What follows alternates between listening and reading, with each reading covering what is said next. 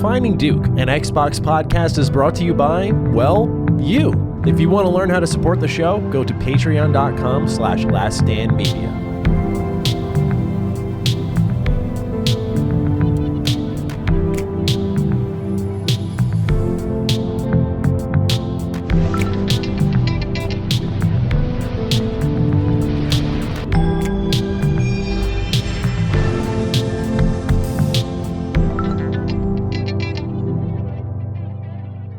Salutations, everybody. It is Maddie here today, and welcome to episode 223 of Defining Duke, an Xbox podcast. Today, I'm joined by the men who might be preparing for Titanfall. You know, there's some rumors going around, but the Grubhub is shutting them down. Lord Cognito, how are you today, good sir?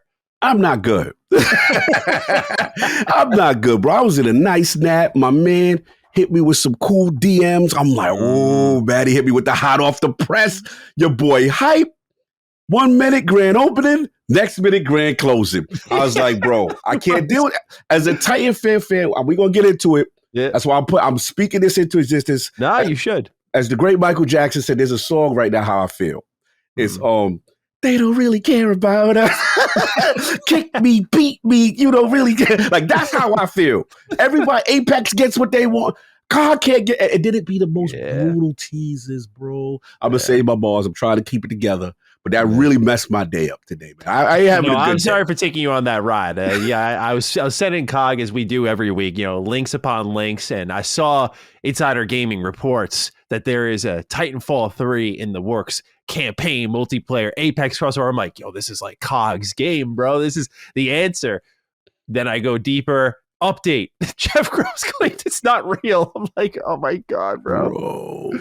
How do you feel as a KOTOR? Like, I feel like maybe this is my KOTOR moment. Like, I feel like you're just getting jerked around. This should happen. This should be real. It shouldn't be this complicated, but it just is. You know, I feel you. I know your pain. I'm totally in your pocket, and I empathize now what you've been through the last couple of years, even longer than obviously with me with Titanfall. But 2021, I think, bro, it's crazy. It's crazy. So man, pour one out for the homies right now. We're going through it.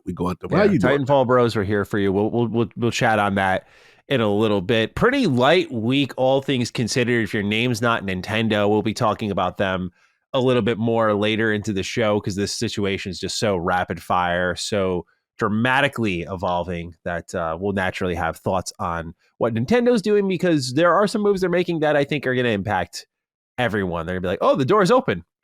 As Cog said, grand opening.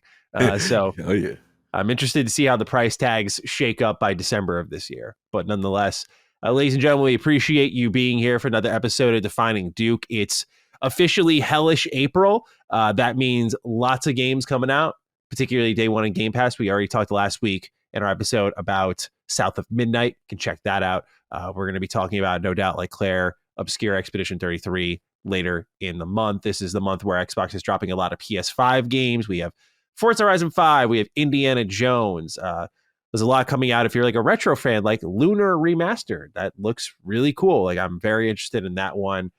And then it's not over. After this month, you turn the corner and there's Doom waiting for you. So busy time. And then June's showing up with the Switch 2, Death Stranding 2, Xbox showcases we'll talk about. So prepare for rapid firing. It's going to be, how could I forget Oblivion potentially shadow dropping? So yes.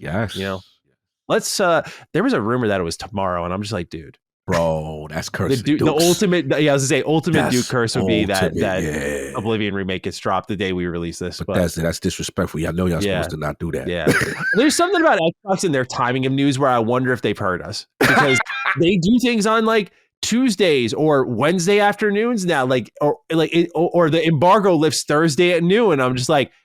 I peeped it. I did peep it. There's got to be a level of someone hooking us up because it was such a big problem for us, and it's not a problem really anymore. Knock on wood, but knock on wood. No, you're right. I as much as we've complained over the years, I feel like we've been in a nice 6-month run of like, the embargo glyphs right around Duke goes out to the Patreon.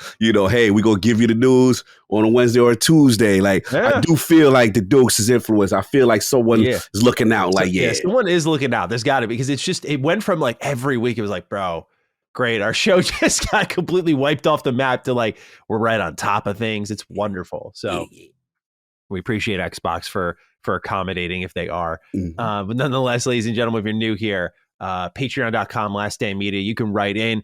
As per popular request, I have decided to make a little bit of a shift to the structure of the show. Instead of one long write-in section, I'm breaking it up for the unhealthy dukes. Those who don't want to hear us talk about health is wealth, you got your wish. You get to jump around. I won't be at the hospital when you have your heart attack, okay? That's the trade-off we got here, all right? So don't come writing in and be like, oh, guys, I was skipping it a lot. You've been warned, all right? So now that I've guilted you into this section, you're like, maybe I should listen. Let us begin our health as well segment before we then do your write-ins about all things video games for the next few hours here. So, Cog, let's begin speaking with Jeremiah. He says, hey, Dukes, when this episode goes live, I'll only be a few hours away from an interview with the hiring manager for a job at a major games company. I've been working diligently for this sort of opportunity for 5 years, and working at this company has been my white whale. If you fellas have any last-minute advice, prayers, or just good vibes to offer, I would greatly appreciate it. Keep up the great work. So right now, there is shit in the pants of Jeremiah as he listens to this, right? Like, heart rate is up. This man's nervous, Kai. How are you settling him down? You have been in these moments, right? You've been clutch in that pocket. So walk Jeremiah through what he needs to hear as he walks into a life-changing interview. Yeah, this is exciting. Shout out to Jeremiah. I mean, I've been in this situation before. The key thing is preparation, man. Prepare. That will get the nerves down. But the key thing is also be yourself, man. People forget, it's okay to show your vibrance and your energy and your passion for saying, while you prove your credentials, why you're the perfect fit, why you are so passionate. You said this is your white whale, right? You're so passionate. Use little nuances. Think of little nuances that, would show attention to detail and show that, hey, this guy, not only he could do the job, he really wants to be here. And you citing those examples of projects and stuff like that is always going to keep your energy up. Try to get good rest, but obviously but keep your energy up. That's always key because people love that level of enthusiasm and just go do your thing, man. I have a theory like, hey, if it's meant to be, it's going to be, right? Mm-hmm. And if it's not, as long as you put your 1000% effort, you can't walk away and say, hey, they went with someone else, but I know I gave the best version of me. You do that, you Gucci regardless of what happened. It's times I've been on both sides of it. Times I'm like, man, it's what you call it? They call them interview loops. And you're in like round 4, round 5, 6, 3 or 4 people, that kind of thing. And, you just got to stay upbeat, man. But know that you've got that far with the hiring manager. You are a serious candidate and you're worthy. So go knock that thing out, man. Hopefully we get the follow up to this. That would be dope. That'd be awesome. Yeah. And congratulations. Yeah. I can't offer much interview advice only because I've interviewed people, but I have not been interviewed. So I guess from my angle, what I would just say is the eggs in the basket kind of thing. If you put all your eggs in the basket, when it all falls out, I mean, you lost your eggs, bro. So like, I always, if I were to get a little religious with it, like sometimes God laughs at your plans, right? So this is your white whale. And I always tell people that sometimes I give this type of advice not to prepare you for failure, but more so the idea that it's not the end of the road for you if things don't go your way, right? So I would just say, keep this in mind. This is your white whale. This might be meant to be, but if it's not, then there's something greater out there for you. And just don't lose hope if that's how things go. But I have all the faith in you, my friend. So I think things will be going well. And I sometimes used to not be someone who was like big on words of affirmation. They just didn't work on me. But when it was before the San Diego live show and traveling, and like it was my first real whirlwind of events where I'm like going to California, I'm doing like the Dragon Age event, then I'm going to San Diego, I'm going home, like had reviews when I got home, like it was a lot. And there was just this sentence that I said to myself one time. It wasn't like I said it out loud, staring in the mirror or anything. I just thought it to myself, and I did feel like this emotional strength. So maybe it works for you. If it doesn't, that's fine. It's definitely hella corny. But the idea, I think the exact words I said to myself were, if I'm meant to do great things, then this should be no problem for me. And it's because I obviously I speak on camera all the time, but there's a difference between like speaking on camera and then sitting in front of an audience, like shaking everyone's hands, that pressure of like, I don't want to have that never meet your heroes kid moment. Like, that's why I try to just be myself on camera, like you'd meet me in person. But I just want to make sure everything goes as great. That I'm not like a reason that a live show goes south or something like that. The anxiety of like, is someone going to heckle you? Like, how do you react to that? Like, preparing for not just the good, but the bad that kind of comes with it. It's like, hey, dude, if you're like meant for greatness, like this should all just come easy, right? And I don't know, when I told myself that, it just felt like I'm not buying my own hype, but I was like, no, I've settled. Like, you've got this. Like, just don't panic. And I don't know. Sometimes those sorts of words do soothe me a bit. So I don't overuse it to myself because I want it to have that effect, but maybe it's what you needed to hear, Jeremiah. You've worked for 5 years. You're meant for great things. So why should this worry you at all? Just go in there and do your thing. Do your thing, baby. You got that. All right. Next write-in's hilarious. 8-Bit Kid.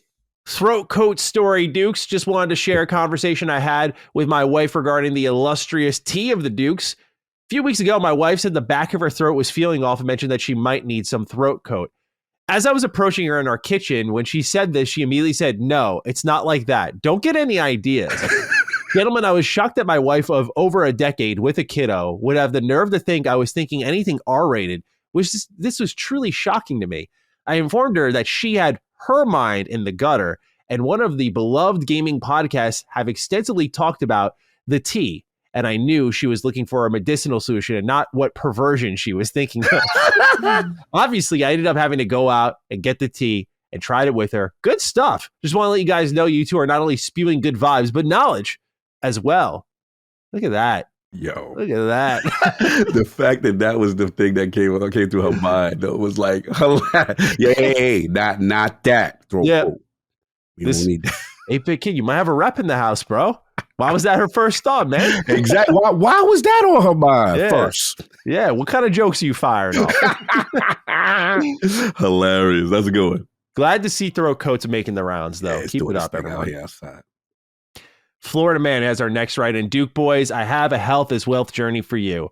I've been in really poor health for the last 3 or 4 years. It was part pandemic, part losing both my cats and 2 family members. At one point, I weighed 400 pounds. With that said, I decided after I found out I could have died due to my blood pressure and blood sugar, have attempted to fix this. Since November 2024, I have lost close to 70 pounds and feel much better, but it's hard. I've hit a plateau, but I'm taking it one day at a time. I want to thank you guys for the inspiration. Thanks, and have a find these damn floofs in south of midnight will be the death of me kind of day. Florida Man, thank you for writing in. Cog, he's plateaued. How do we push him over the edge a little bit? How do we renew the confidence, renew the energy, get him to push over that hump a bit?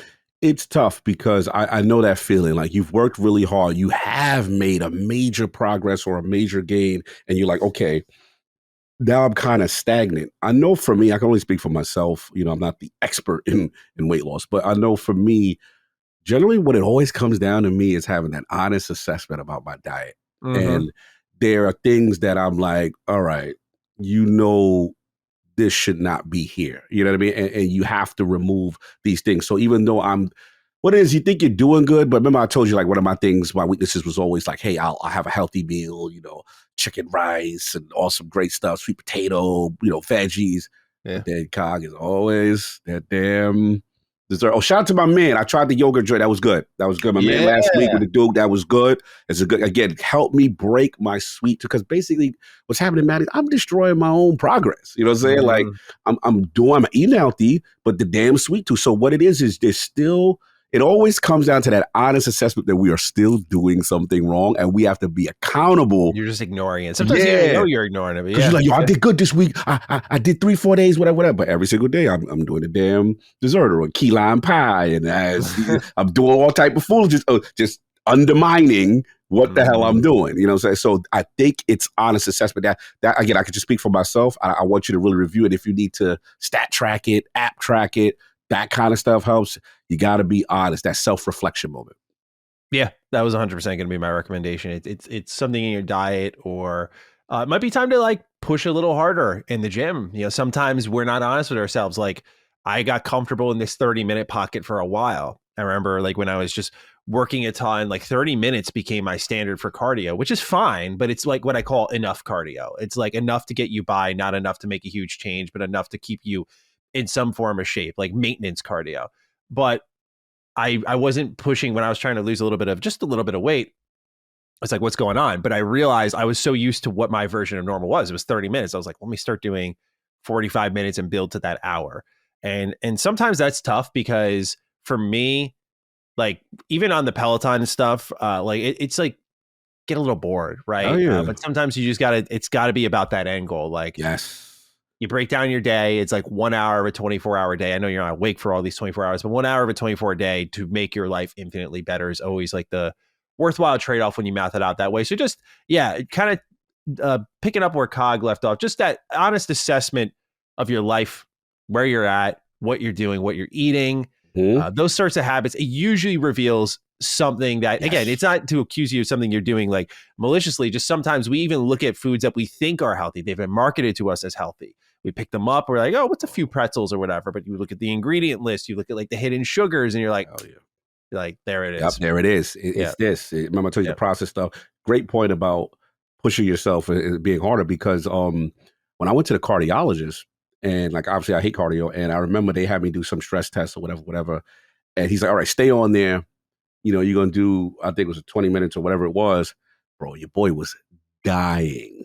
You know what I'm saying? It was kind of like one of those, and I'm like, yo, this is enough, right? He's like, nah, you got to keep going. And I'm like, so that's what I realized. I was like, I am not pushing myself hard enough during my own cardio to realize to get the necessary effect. Because in my mind, I was doing my little 15 minutes at my little speed. I was doing it. And he had my elevation at 14 point whatever. So even though I wasn't going as fast, like I was feeling it. I was like, all right, I have to apply this to what I'm doing because I really wasn't pushing myself. So again, we get to those comfort boxes, like you said, where you think, okay, we did it, we're doing it. Yeah, but you're not really pushing it. You build up slow. You build up slow, but you got to do it. 100%. Fat Sloth, next write-in. Hey, Dukes, first time writing here and a health is wealth contribution at that. Life has been very challenging lately with a difficult breakup, family health issues, and many other stresses in life piling up. But I want the more of this story to be a positive one. While this experience has been tough, it's also pushed me to finally reach out to friends and family for help and made me realize I am far more loved and appreciated than I initially realized. So to all the people out there who are struggling, please reach out to anyone you can. You are loved, and talking to someone about it will always help. Thank you as always for your show. Maddie and Cog's energy is a bright spot in my life and is something I eagerly await each Thursday. Well, thank you for making this part of your every Thursday, but love that. Love that. That is what it's all about, man. I will say there is a feel like it's easy to be sad. It is, and my controversial take is a lot of times I have someone in my life right now. It is a choice to be sad sometimes. It is, and it is a very tough pill to swallow. It's not something anybody wants to hear. But I think we can all think of someone in our life. Like I have someone who I'm very close with. I've told him, I'm like, you are choosing to be this way. You absolutely have a choice. You cannot control your environment. You can only control how you react to it. And you are choosing to react to it in a piss poor way every single time. It's a tough type of conversation to have. But like, you know, when you look at this, like breakup, health issues, other stresses not documented here, you have a choice, right? You don't have to be happy-go-lucky. You don't have to love every element of your life. You don't have to fake it till you make it. But you can choose to do these things where it's like, hey, I appreciate you. I remember doing that when I was in like really the thick of things back in like 2017. I reached out to a couple of friends and said, hey, I just want to say I love you. You know, like I'm good. I'm doing okay, but I just want to say how much I love you and I appreciate you. Thanks. And just hearing that back and the things that maybe they may have been holding in that you've opened the door to, it gives you that strength that you may not have needed to know you needed to hear. And once you kind of normalize that a little bit, like showing the bros some love, for example, for us men out there. I know we're all like I'm in a group of friends, like we just fucking cook each other constantly, dude. So it's like, it definitely sometimes feels like you're breaking status quo, but like that is a very important thing to sometimes disrupt, to just, you know, reestablish that love, everyone's valued, that kind of thing. So yeah, man, this is a great message here, Fat Sloth. I appreciate you writing in about it. Absolutely. Well said. You know, all I will say is, yeah, all of us have our armor up a lot of times. And again, you have to, sometimes it's okay to let someone know you're going through something and communicate, just to hear someone give perspective. Even that slight discussion could give a little bit of relief of what you're going through. And I know I'm guilty of it. I tend to isolate a lot. And sometimes when I'm going through the really rough time and it's like trying to take it all on by myself you can't, you have to verbalize it. That you'd be surprised. Some people give so good insight and things you didn't even think about to You help think you you through got it. it all figured Yep. out. Like like my wife really showed me that. Like it just, the amount of times I think I got it cracked, like the code cracked, and then she just kind of gives me this seemingly obvious advice that I'm just like, yeah, like that would be a really good change for me to incorporate. That would open my life to a lot less stress. I should probably do that. Again, that's, we get in our own heads. Absolutely. And it's just so easy to lose sight, even when you think, you got it right, you got the aim true, like, what you need to do. A lot of times you don't. So embrace the outside perspective, outside opinions. Yep. Last health is wealth right in goes to Diddy's Dong Quest. Hey, Hey, Dukes, yo. what's your take on powdered peanut butter? I'm trying to lose weight, and I've heard it has much less calories than normal peanut butter. I tried it the other day. It's not bad. Oh, dude, yeah, this is great. This is great. Like PB2. Educate. Yeah, man. I use regular peanut butter in my smoothies, but I need to start using powdered peanut butter, because this actually goes back to, I think it was Florida Man. Yeah, it was Florida Man we were talking about, who's plateauing a little bit. Sometimes when you calorie count, like, I'm not a huge calorie counter. Like, I know what my limit is. I just try not to go above that. Sometimes your mental math is not as great as you think it is, particularly when you're like me and I make a smoothie every morning. I take milk. I take some of my like supplements like fiber. I put some like chia seeds in, that sort of stuff, collagens. Like, I put all this in. I put in my protein powder. I put in a little peanut butter, banana. I did the math on everything the other day, and it was like 700 plus calories. And I'm just like, oh, yeah, right. Like, it turned into a fat shake, is what they call it, right? It's like, that's what you drink when you're bulking. So it's great on days like today. I'll have it where I'm like podcasting. I need to have something that staves off the hunger. And 700, I mean, it's bad in a single meal, but if I'm not eating above a certain calorie limit, it's like, that's not the worst thing in the world. Right. But again, it just kind of limits what I can have for like lunch, or what can I have for dinner, that sort of thing. Powdered peanut butter is something I want to start bringing into my diet, because I need to, like, peanut butter is like an easy calorie eater, bro. Like 2 tablespoons, 180 calories. It's like, just like that. So little powdered peanut butter goes a long way. You don't lose any of the flavor either. The main reason I throw peanut butter in is I fucking love peanut butter, bro. The flavor is so good. Mm-hmm. So yeah, I think it's great, and I want to start using it more. I'm going to start looking into other, like, I might get off of like the whole milk and like try other milk alternatives. Like, because I love having my shake every morning. Number one, it's just piss easy, dude. Like, it's just so easy. It's too easy. It's got all the nutrients I need. Like, it's exactly how I love to start my day. It gives me good energy, awareness. I can lock into my work. It's, I don't need to have like a plate here that I'm like eating over while I'm getting going. Like, it's just a shake, boom, good to go. So I don't want to give that up. But yeah, I think there are some adjustments I can make to my shake. Powdered peanut butter. Thank you for reminding me about this, because when I saw it, I was like, oh shit, yeah, like that's a good way to just cut some calories off the shake and get kind of what I need out of it in the flavor department. I try to do like half and half with like the water and the milk, but I don't know, bro. Shakes with water, you can't rock with it. I remember in college, that's how I used to do it, because I just didn't want to do the milk. And I don't know why I didn't want to do the milk. I don't remember what I was thinking. I mean, this is when I was really new to the health as wealth lifestyle and lifting and all that shit. But I remember, like, I always did water and protein. So I was like cutting, even though I was like fucking 150, 140 pounds. I don't know really what I was cooking there. But yeah, man, this is great. Again, I love powdered peanut butter, and really good suggestion here. All right, gamers, welcome. Time to talk. All right, Propeller Doggo writes in. Hello, Maddie Haints and Weaver Cog. I've been playing South of Midnight during early access, and so far, this might be Xbox Game Studios' best one, but I got a bone to pick with Maddie more than Cog. Oh, of course you do.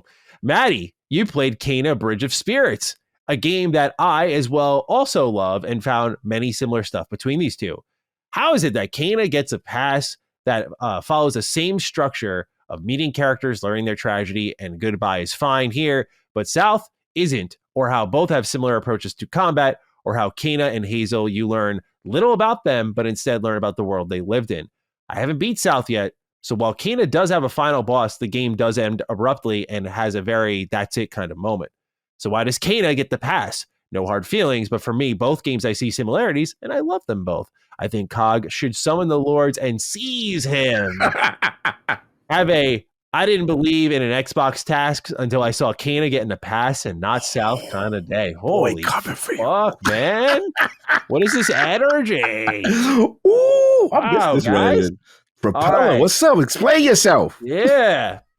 I mean, like, I'm going to try to take Blunt Maddie and stuff that part of me away because the immediate answer I want to say is just a way fucking better game. But I'll try to articulate better than that. Let's get to it.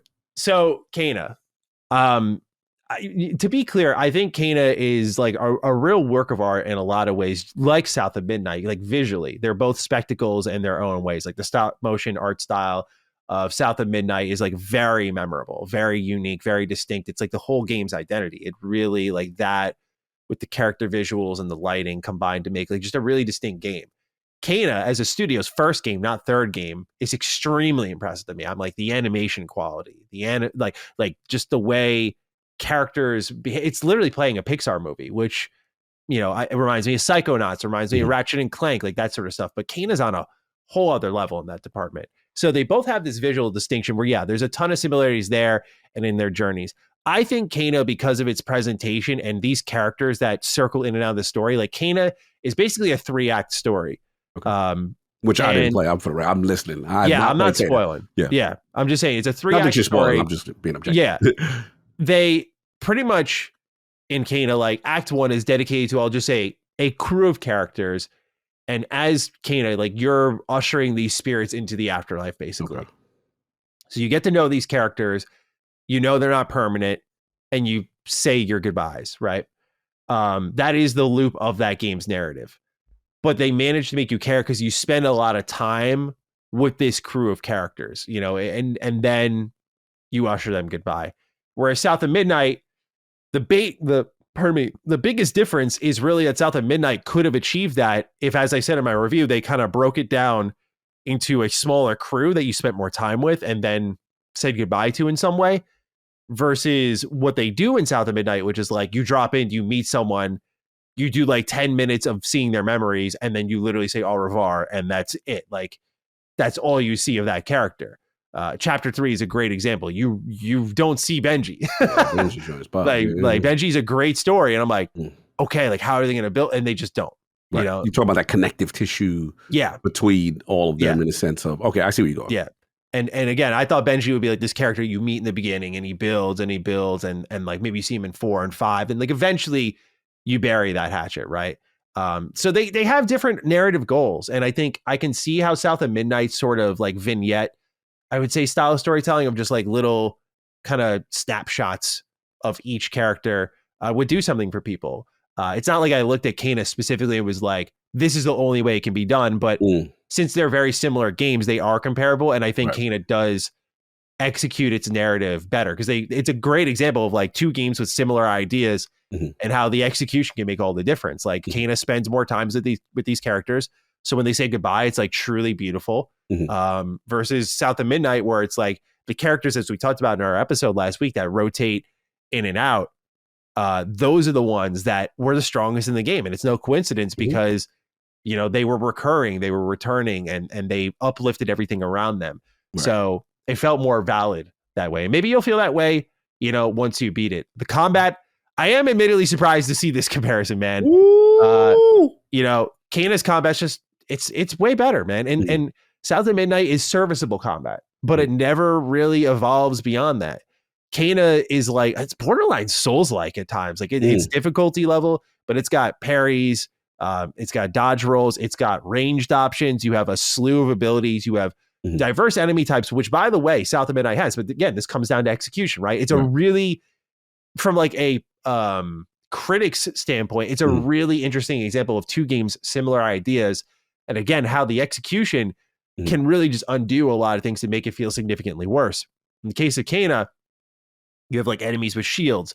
So the strong attack that you use is really useful when they show up, and you have to time it out with like the fast enemies coming at you and the big hulking enemies coming at you that maybe you could only use your bow and arrow to open up weaknesses. So now you have like a tool that you use to open every enemy up to. Whereas South of Midnight with Hazel, it's just the X button, and you can like pull people, push people, weave them down, but it's just what about that freeze though? What about that freeze? You don't like throwing that little weave on them, make them drunk. Yeah, throw that little it's like I said, it's serviceable, right? Like it works. You say like Keena's combat is here as far as and I'm not acting like it's next level combat. It's surprisingly deep for such a almost kid friendly looking game. It's really difficult too. South of Midnight though, or it just doesn't encourage you to use this suite of abilities in interesting ways, whereas Kena does encourage you to use it in interesting ways. And so I think that is the difference right there between these two games. It's just how both are executed. They both have fine ideas. I think Kena makes the most of what's been put in front of it, where it doesn't need to go out and make a lot of things, where South of Midnight is really a story of like, to me, not making the most of everything the game has. Like it didn't make the most of its 3D platforming. It didn't make the most of its combat. And I don't think it made the most of its narrative. And you can tell by the end when you're like, that's not really complete. And was very abrupt. I will say that. You know, so Kena, I don't even say he gets a pass. I just think it's a better game. Listen, it's personal preference. Right? At the end of the day, it's like we can't put a gun in somewhere and say, yo, why you ain't like, you know what I'm saying? Like, you like this better. And you explaining why, you know, you feel it's executed better. I mean, I haven't played Kena. If these two were the same games, I'd be all over South of Midnight on a different level. And again, I liked South. I'm tired of y'all selective hearing. I liked South of Midnight. I compliment sandwiched the fuck out of that game, particularly because I was curious to see how people would handle the critique of that one. I was like, good critique, good. Good critique, good. So you implying because you say it's good but not great, that may be the issue? Yeah, because I fucking love Kena. Kena's an amazing video game. I feel. It does have an abrupt ending. It's my only critique of it, though. No, fair enough. Yeah. And you did say South of Midnight is good. You just felt it. You know what I'm saying? These are things that kept it from greatness, which was similar to what I said. Just I had my different points as to why it kept it from greatness for me. You know what I'm saying? So absolutely, I get where you're coming from. Yeah. So there's the verdict. The Wubs is our next write-in. My Dookie boys, I need to hear your thoughts on the current Tekken situation. Season 2 has imploded and content creators are dropping the game. What now? Anywhere else you plan to get your fighting game itch scratched? So I have not been keeping up on this. I kind of threw this in the show in hopes that you've been able to keep me up to date on this a little bit, Cog. So fill us in. What is happening with the Tekken community right now where things are really seeming to blow over? This is bad. Normally, when seasons come out and metas change, I go, okay. Dudes got to adjust, calm down, wait till it drops, and then you make your assessment. Here is the problem. Tekken 8, since its inception, the whole idea of it was the aggressive system. We want to make it different from 7 because we don't like people sitting, being super defensive, backdashing 5 zillion times, and no one's fighting. Right? So the design philosophy was we are going to reward aggression with this heat system. So now people say, okay, we're getting used to it, but bro, some things are oppressive. It's some things they're calling it casino gameplay. You know, you guess wrong, your whole life bar is gone. So it's just whether combo string, right. So it's either guess high, guess low, guess mid. You guess wrong, you're punished, you're through, as opposed to previous Tekkens like a 7, which is like, okay, when you're about to do your aggressive stuff, I can sidestep. I can do different things to give the defensive player more agency where he just doesn't sit there and have to play casino defense. It's not, because on offense, it feels fun. But when you're the one getting pummeled, it does that. So that's what the criticism. So each update, they've been doing a little thing. We're like, okay, all right. And then here's where it got bad for them. They literally said with season 2, we heard you. Sidesteps, defensive options. We like, okay. The stream happens. And then they literally add way more oppressive moves to counter the defensive options. Then the option now is people are saying they are homogenizing the roster. So what people are saying is like, for example, I don't know. I'm making like Harangue. I can just talk. They're not complaining. No one's really complaining about Harangue. I'm just going to use this example because that's the character I know the best. Sure. So like Harangue has his strengths and his weaknesses. One of his weaknesses is, hey, he doesn't have a lot of intimidating lows where you have to really look out for it. Now they're like, every character who had a weakness, we're giving them the ultimate thing to stop that weakness. So now people are like, yeah, but now characters are feeling more the same. Like we used to have those distinctions before. So when I knew it was bad when the three most reasonable Tekken creators, who I consider I kind of align my thoughts. So me and you are both Fighty X fans. Yeah, I love Fighty it. X was like, bro, I'm out. I would, bro. Fighty X said, Wow, I'm sorry. I think this is not intelligent Tekken. I'm not learning. It's just powering through. I want to be, he gave them every chance. He was like, I'm going to wait for the patch. I'm going to wait for season 2. When I see him, when I see Oh yeah, I'm thinking of it. Maximilian, when I see Spaghetti Rip, when I see the guy, I don't pay attention to the loudmouths, right? I'm going to pay attention to the guys who are very fair. And they were like, this is not Tekken. So they are getting it right now. Now, I do have hope because they've already made a statement that we hear you, and we may have pinned it. And people are getting very disrespectful. I will say this. Dudes, it's just a patch. Like, at the end of the day, they will make the adjustments. Just don't be disrespectful. Don't be coming at Michael Murray, talk about F you and kill you, and I'm going to kill Harada and all of you guys ruin my... It's a patch, bro. Like, calm down. Like, tech community, I got to calm down a little bit. But I will say, I understand the frustration because you literally said, we heard you, we're going to do all these changes to adapt to what you're complaining about, and then you go the opposite way, and you triple down on it. Mm-hmm. That's what made it nasty work. You know what I'm saying? So they're going through it. I still predict they'll be fine. I mean, this is probably the worst I've seen it in Tekken history, to be honest. Yeah. But they know right now, when the top esports guys are like, bro, some dude to test him, he went through the new ranking system all the way to Tekken Conqueror and was like, yeah, I'm out. So he did it. Wow. You can't say he didn't try the new way. He didn't do. He was like, this is brain dead. I'm just going to overpower you with moves, and it's just we've gone too far. So yeah, that's what I know. They will course correct. Launched, man. It just felt so right. Yeah, all they had to do is a couple of tweaks, man. All they got to do is a couple of defensive tweaks, make sidestepping a little thing. You don't have to homogenize the roster. That's fine.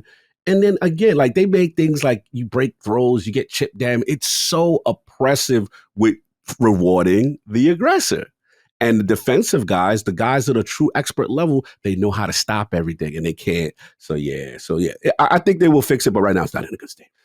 Yeah. As for other games to scratch my fighting game itch, it's like I don't like a ton of fighting games. You know, like Tekken was that one. I haven't played Tekken in a decent amount of time now, but like that was the main one. That was the last game since Dragon Ball FighterZ, which is I think 2018 that I put like 100+ hours into. So. Yeah. No, I feel you. Listen, tough time right now. Yeah. One season. I guarantee you this is going to get changed. I guarantee you. It's like basically a live product now. They have to change it, right? It kind of reminds me a little bit of Destiny too. It's like they have to course correct. They're having their Bungie moment. Yeah, it's just it has been pretty messy when you look at the breadth of it all, right? Because you're talking about a game that like came out the gate very strong, great sales, great reception. I think fans and new and old alike were like, this is great Tekken. But the handling of monetization, the handling of just downloadable content, the handling of this now, it's like, man, guys, like, you're just pushing people away for good now. It's one thing when these hiccups happen, people do need to chill. But I feel like the patience is just wearing out now, where it's like, you guys can't keep just fucking up the game, especially when there's so much competition out there. It doesn't matter if like, well, there's no other fighting games. It's like, no, there's just so many good games. Everyone's in competition. So there you go. It's frustrating to watch them kind of shoot themselves in the foot over and over. All right, Cog. Well, let's return to this topic for the millionth time because we got another update. Oblivion Remake is shadow dropping any moment this month, according to Jeff Grubb. Wasali has the write-in. Hey, Dukes, like both of you, I'm eagerly awaiting the Oblivion Remake. This game is my childhood. With that said, I personally think the game shows its age in a bad way. In my opinion, the combat needs to be overhauled to make it more deliberate and satisfying. What is the single most important change you think needs to be made to the game? I was talking to a friend about this last night. I think this will be good, but I think the whole shadow drop any moment thing smells wrong. Something's not right about this, and I'm just going by gut. I know people are going to say it's Mr. Negative, whatever. Doom and gloom. I to me, there's just no good reason why this gets shadow dropped. Mm. I just think financially, it doesn't make sense. The Elder Scrolls community has not had a game like this since Skyrim. Sincerely, you got Elder Scrolls Online in 2014, so we can count that. So we're talking over a decade. Between that, you got Elder Scrolls Legends, Elder Scrolls Blades, and Elder Scrolls Castles. And you're telling me you're finally coming around to doing a remake of a beloved game, like pretty much the thing that's going to scratch your Elder Scrolls itch until ES6 is ready. And you're just dropping it? I wonder how much Sky Oblivion has had an impact on this project, how far they're going to go with certain things, because that's the thing that's going to really determine a lot of this. How far did you go with the environments? Because I'll answer Rasali's question real quick. To me, it's the interiors. There are buildings like, your inns that can look the same, but Oblivion shows its age tremendously in its interior decorating and layouts. These dungeons don't loop like Skyrim's until you get to Shivering Isle, where they started to incorporate the design philosophy. They all look the same, so it's really easy to get lost. It's really easy to get confused. The towns look great. The cities look great. The characters, I think, look fine enough. But I wonder how much Sky Oblivion has had an impact on this, where I truly wonder if there was a traditional marketing cycle for this, if it would just get chewed up and spit out real quickly, because it's not to the level that the fans are doing. And by the way, Sky Oblivion comes out this year. Again, that is competition to Bethesda, whether people accept that or not, because it's not a sold product on the market. It is competition to Bethesda, and they have to be wary of it. And I feel like this is the perfect answer to that in my head. I'm like, how do you undercut a game that's been a project, I should say, that's been in development for 8 years? It's everything Elder Scrolls fans have wanted from an Oblivion remake, like visually, combat, new loot, redesigning dungeons. It does everything, to the point where I wonder why Bethesda didn't just drop this project and just fucking fund this thing and try to find a way to get it onto storefronts. I think it really would have been worthwhile completely. How do you undercut that? And I think this is the only way. To me, just that whole shadow dropping in the middle of a busy month, tons of competition, something's off. It just doesn't. That's what your gut's telling you. Where again, I started all this deliberately. Like, I think it's going to be good. Like, I think it's going to be. I think it's just going to be prettier Oblivion. I think some people hear remake and they're like, oh, if they drop like a Resident Evil 4 style remake, or Resident Evil 2 style remake, if they shadow drop, it'll be the biggest shadow drop of all time. Mm-hmm. And I'll totally eat my words on it, because no one wants this shit to be amazing more than me. But I don't know, man. Because something about it just feels off. It's a gut feeling completely, but it just goes against what I think would make the most sense for their business, to like sell merch and attach a marketing cycle to this thing. Technically, we are the marketing cycle. So some people might tell me like, well, you're not really getting it, Matt. And I just, again, feel like this is a product that could be one of the biggest games of the year. Like Bethesda Game Studios has never done this before as well, might I add. And Todd Howard's whole design philosophy is like, I don't want to change the game that you remember from back then. So I just feel this is going to be a better lit, prettier Oblivion. And what that actually looks like is going to be fascinating, might I add, because it's apparently hosted in Unreal Engine 5, which I keep going back to, like the character models, the facial animations. I'm like, if they're like this uncanny valley type of like realistic looking, but yet the animations are like the same from Oblivion, like, just as Wasali put it, like there's a lot of this game that shows its age. Combat, facial animations, interior design, and decorating and lighting. I'm just like, there's a lot of work that needs to go into this, and to just shadow drop it. Either God Howard pulled off a fucking masterclass, or this is just like a prettier Oblivion, and this is the best way to generate that excitement for it, and just be like, bang, here you go.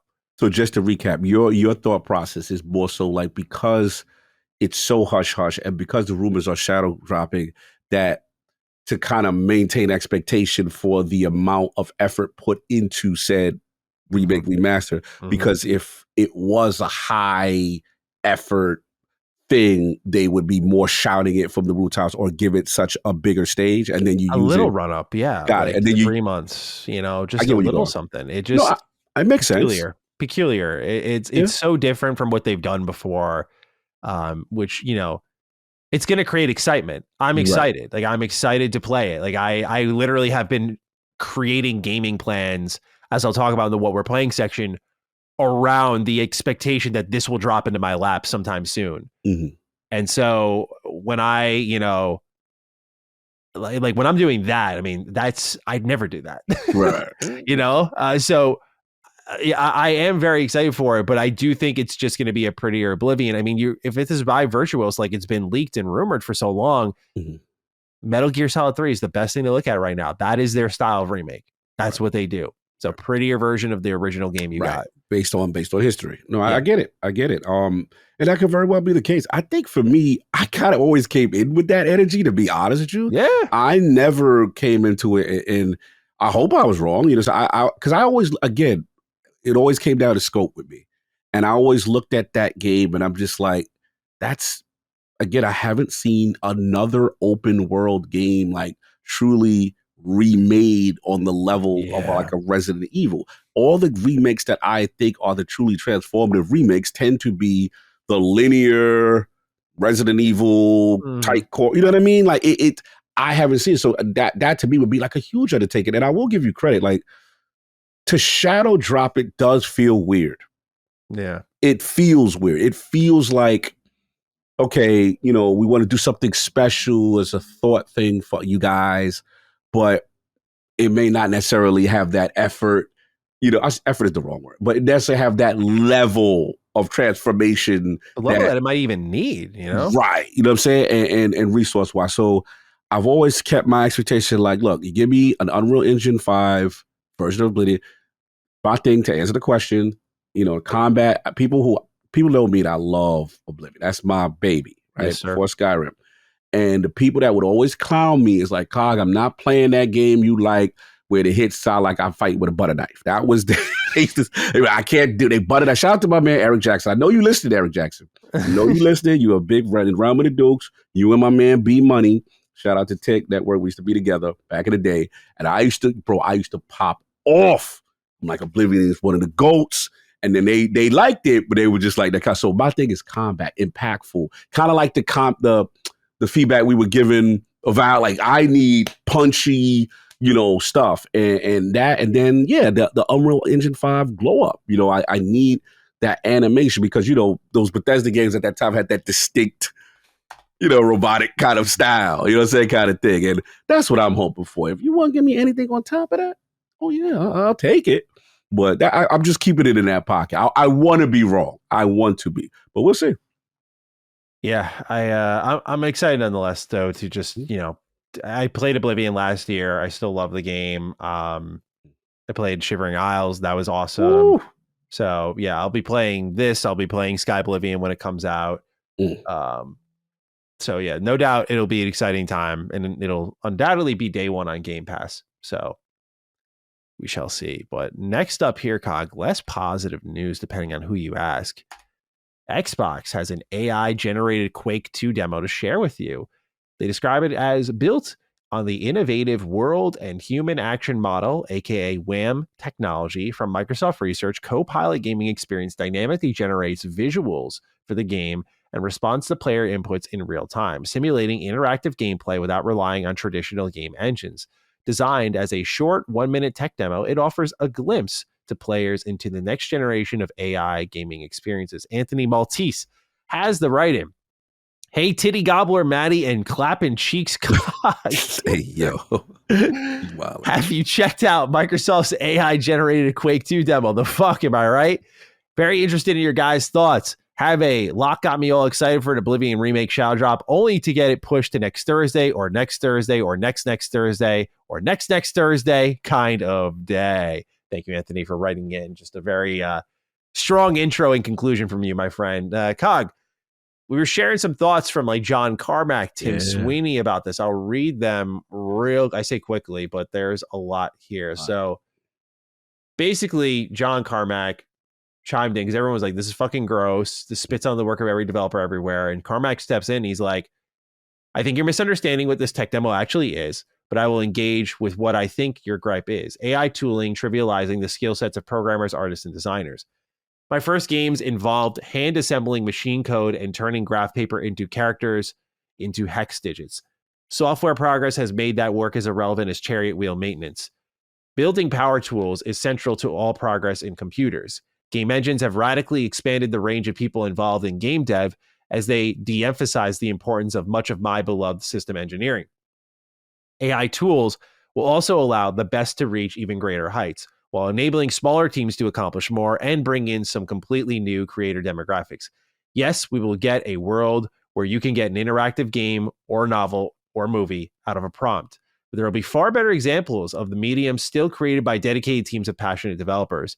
The world will be vastly wealthier in the terms of content available at any given cost.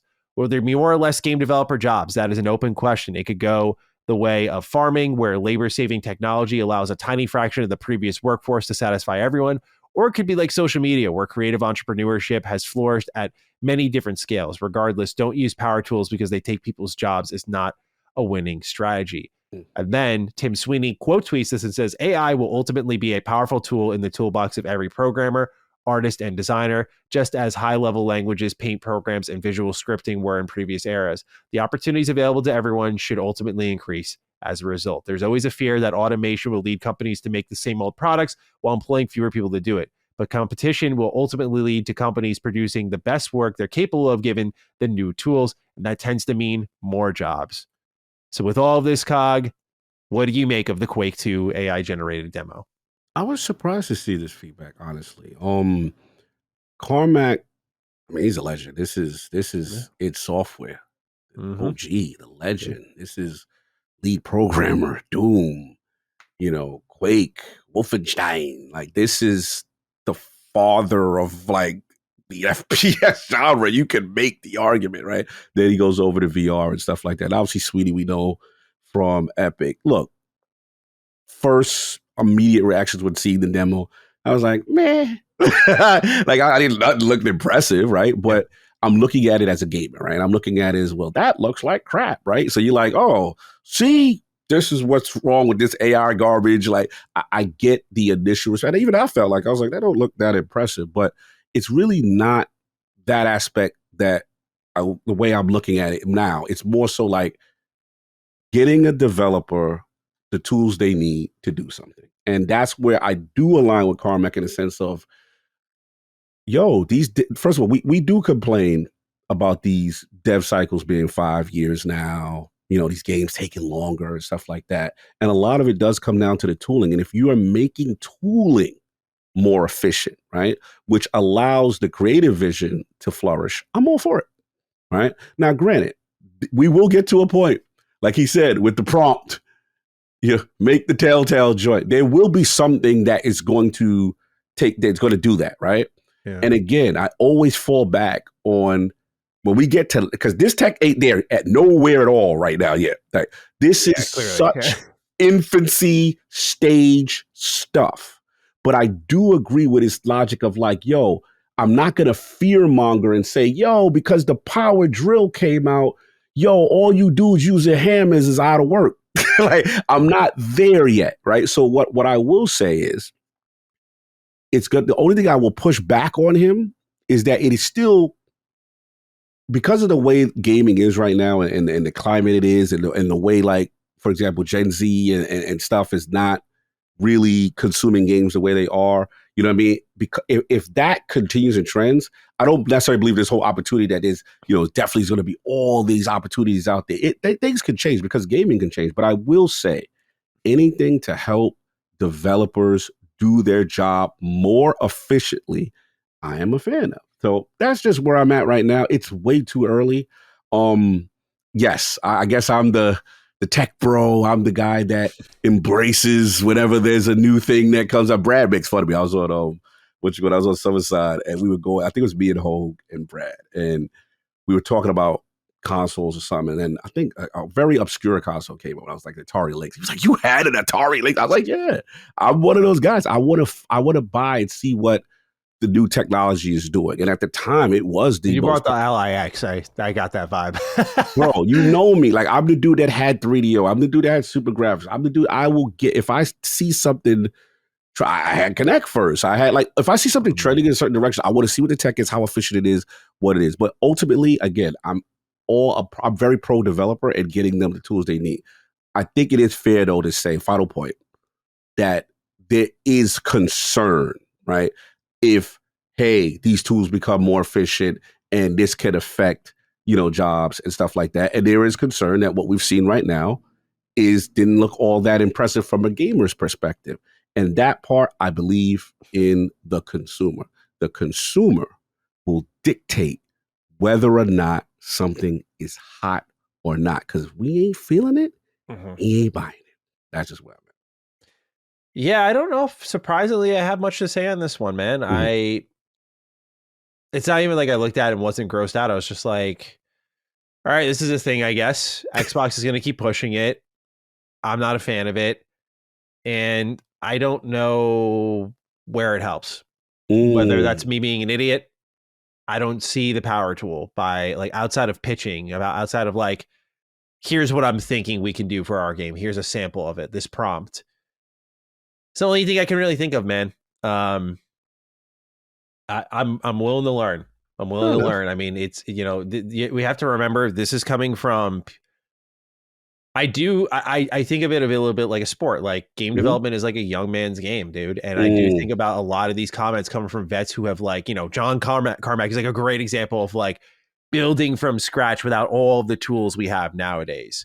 I imagine these people are like, yeah, if I could leapfrog all the bullshit I had to do, right, that'd be great. Maybe that's where it comes from. Like from the programming standpoint, kind of like the hardcore program. But like, what I guess I'm curious, like your main, because obviously you definitely don't see like you don't feel this. Like you're like, I ain't really with all this, like this tool. Like, what's your main gut? Like that's driving you. Like, yeah, I'm not feeling it. What's the main thing? If I could narrow it. I think it's just I don't really see what the help is here. I don't. I'm just like, okay, so you get to like put a prompt in and you get to feel out like a game idea. What kind of shortcut? What kind of shortcut is this creating that I'm not truly seeing here? Do I not have the experience to understand this shortcut? I think in AAA environments, maybe it will be great because they game jam a ton of ideas at once, and maybe this just dramatically cuts that down. Well, then what? Your vision is to imitate a prompt that someone made that was like the most convincing prompt of like 5 different game experiences. I'm all for the power tool idea. Like I've said before, like if the games that my team and I want to make is like comparable to like food, then like we're the organic foods. Like we're gonna try to avoid AI content. AI tool usage is different. Like AI, yeah, I think they're talking tool usage here. That's the vibe I'm getting. Yeah, because like to me, this doesn't. I don't look at this and go like, oh, I can see how we could use that. Something like there's a ton of elements of game development that are like huge pains in the ass. But I feel like also like the things that I can think of that you would do that do take time and would shorten that timeline, strip some of the soul out of the game. Like ChatGPT has this new image generation software, and people are like making famous photos into like Miyazaki pictures, and that's crazy. Yeah, that's really good. And it's like, sure, I guess we could concept and storyboard our entire game with this AI, but where's the heart in that? Who creates passion when they turn into printers? Like, oh, this is what I want you to do. So the humans are still getting the work, but I don't connect with the vision. Yeah, I still think you're a step ahead though. I still think you're thinking of like, hey, do this, right? And I get that part. I'm with you. Right? That part is like, I don't know how I feel about that. Hey, do this, create this vision, and thus said game appears, right? I get that part. I understand. I think what they're saying is, hey, like Carmack's like, yo, we had to build, when it comes to creating an engine or working with a tool, like we had to build this, and this from scratch. And now this is helping. Let me get it. This person won't be mad because I'm not going to quote this person. It's a good friend of mine that's a very highly respected industry person, does not work at Xbox. So I posed the question like, yo, got Carmack outside, got Sweeney. So this friend of mine was like, look, I think the general perspective of both of them is correct, but nuance. They are both correct is that it will ultimately become a creation tool that eliminates and replace customer. And he said, Cog, similar to how core tools like Unreal Engine and then EOS tools do today. So again, just from the tooling perspective, from the engine, as opposed to like, yo, the creative make the game thing. Because I think we all agree you guys are nowhere near that. And a lot of that stuff that has been attempted that we've seen thus far has been extremely soulless and stuff. So again, I'm just looking at it as a building block for creating a tool to help accomplish a goal, as opposed to the creative part, like make me a rabbit. Yeah. You know what I'm saying? But like, hey, the stencils needed to draw this rabbit took me 67 hours to get this fur, but this tool can help me get to that fur, to the rabbit's foot quicker. That kind of, I'm talking gibberish. I am not a programmer. That's how it was explained to me, like I was 5, right? So I was like, oh, okay. Because I thought it was like, yo, make the rabbit, bro.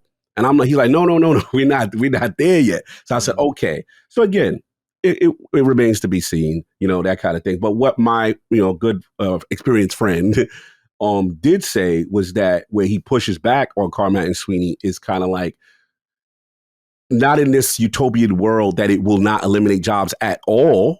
And that, again, because of the impact of how gaming is and console gaming is kind of, just in general, is kind of tricky, that it could still have effects, you know what I'm saying, as far as the job stuff. And in the Carmack's defense, he did say, I can't guarantee that, you know, what, because he said, what about Javal? He said, that's an open question, right? So he did leave himself an out there. So we'll monitor it. We'll see. But I do get what you're saying. I'm going to dig deeper in this because, again, this is very fascinating. And I don't like to, even though this is like one of my good friends, I want to get more developer feedback. I want to speak to more people and say, hey, where are you at with this? You know what I'm saying? And like, does this truly put you off? Because in fairness to your point, maybe there's some stuff I'm missing and that it does take some soul, you know, some soul out of this, right? And I think that's fair. You know me, I'm trying to be nuanced and try to get as much data and information as I can. Yeah, I just think the conversations our team has and stuff, and it just doesn't, I'm not seeing the vision. Okay, fair enough. You know, so it's like, I'm just trying to stay open-minded to it because obviously like this stuff takes forever. Mm-hmm. And I'm just trying to see like, where's the silver bullet here that right. people couldn't already do just by like managing their projects a little better. So, well, I get it. And again, that comes down to to me what I consider like getting down to the iron, and that's not my expertise per se. So I'd rather go to the sources that do that work day in, day out, and say, hey, Cogno, this is the real. It's either this or it's that. And I'm like, okay, you know, kind of thing.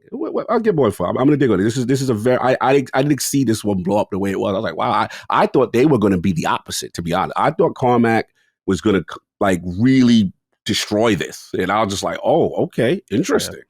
Yeah. So that's why I keep an open mind. It's like, you know, that you couldn't pick a better person to respond to a Quake II demo than John Carmack. And he's like, well, here's why. I'm like, okay, well, I'll keep an open mind. Yeah, we'll see. All right. Next up here, got some information on Clair Obscur Expedition 33. Couple of deets for you. 30 hours for the main story, around 60 if you pack in all the side content. Console players will have a quality and performance mode, but no specifics on frames or resolution yet, so no details there. 55 Xbox achievements, and this is an Xbox Play Anywhere title, meaning you get that PC copy for free if you purchase on an Xbox console, which is great to see. Cog, your thoughts on all the Expedition 33 details we got here? Perfect. Perfect. Thank God, no 80-hour metaphor energy. Metaphor, I love you. You know what I'm saying? But I did feel, me and Matt felt like, you could have wrapped this up about 15, 20 hours early if you wanted to. Yeah. Love the ride. Don't get me wrong. Because to be honest with you, Maddie, when I saw this Expedition, I'm like, I'm going to play it. I'm going to love it.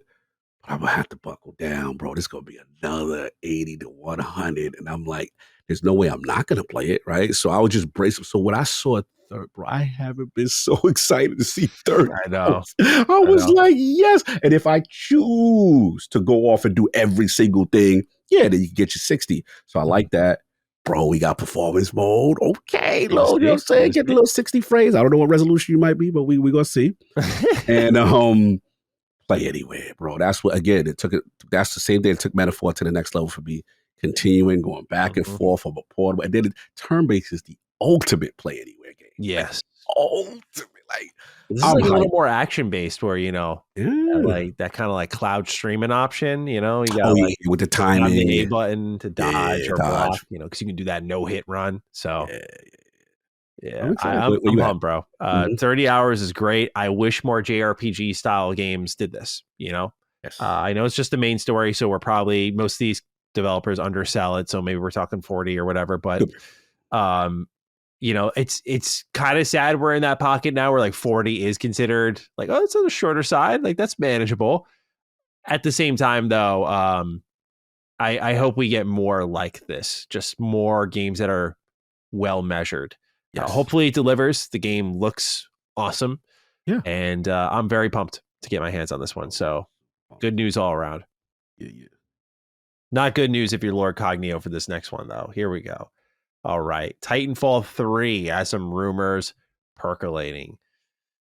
All right. So originally there was a Twitter account that went around posting the following: Titanfall 3 info, Unreal Engine 5, almost complete, single player campaign, live service of battle passes, the main modes extraction, other modes, TDM, control, arenas, all Titanfall 2 classic modes, some returning Apex characters, a weather system. This managed to blow up pretty heavily. And a lot of people, I think just the anticipation, excitement of like, oh my God, no way, got a lot of people. Jeff Grubb sat down on the latest episode of Game Breaking News saying, quote, "This isn't real.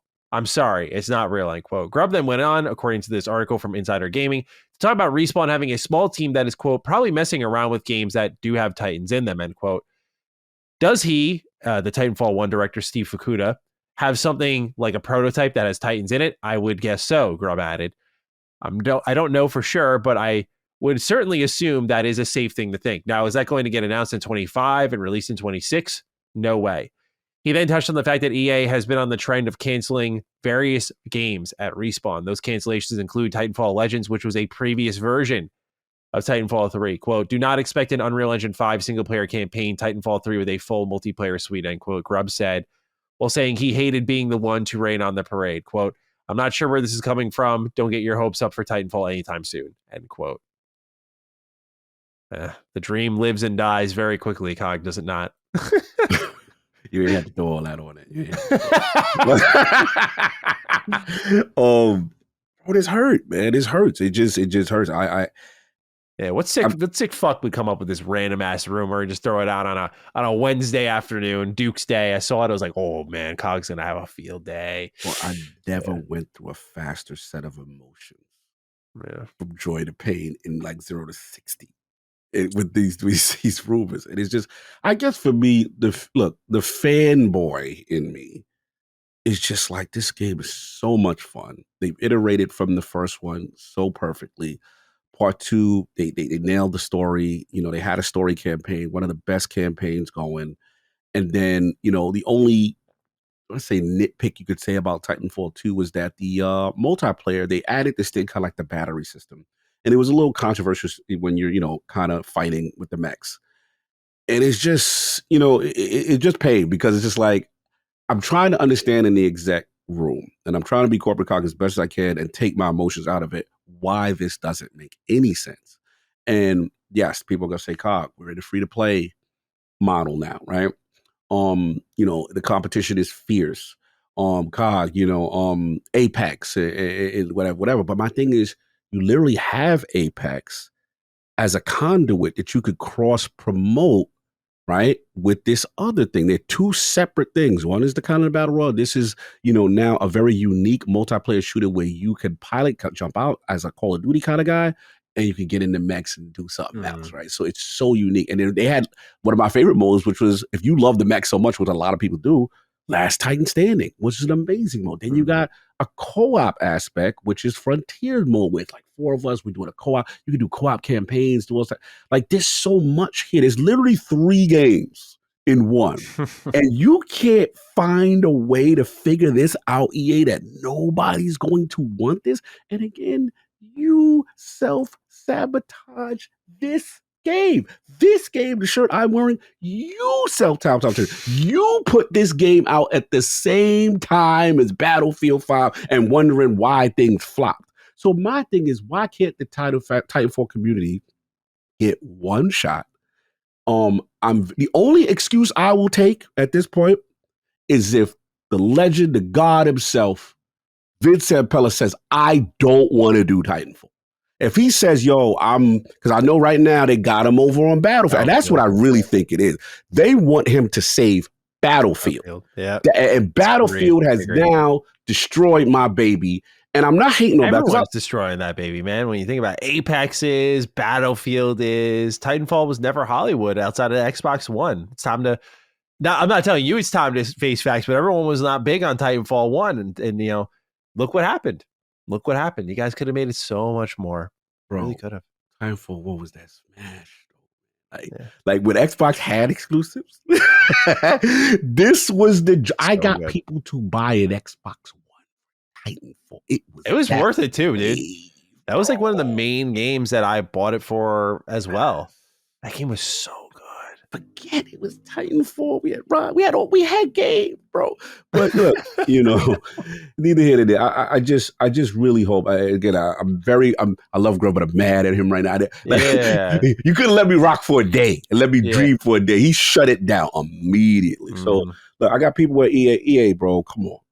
He's definitely got contacts at EA because he was leaking all the Dragon Age stuff the whole way through. So he's got contacts in there where that getting shut down pretty quickly. I was like, I don't know if there's even a sliver of hope now. That sucks. Hope. I know. So we'll see. I'm keeping the hope alive, man. That's it. So right now we smoking on that 3-pack today, but we're gonna come back. We ain't over. We ain't giving up, man. Stand for Titanfall. Right on. Well, apologies for my dog, but I'm going to handle this next subject while they yap in the hallway here.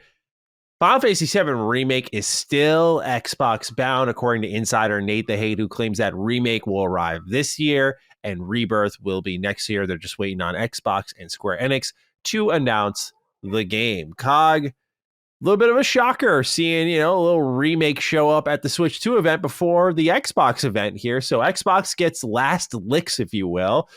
What's our feel here on, it's got to be a summer showcase reveal, right?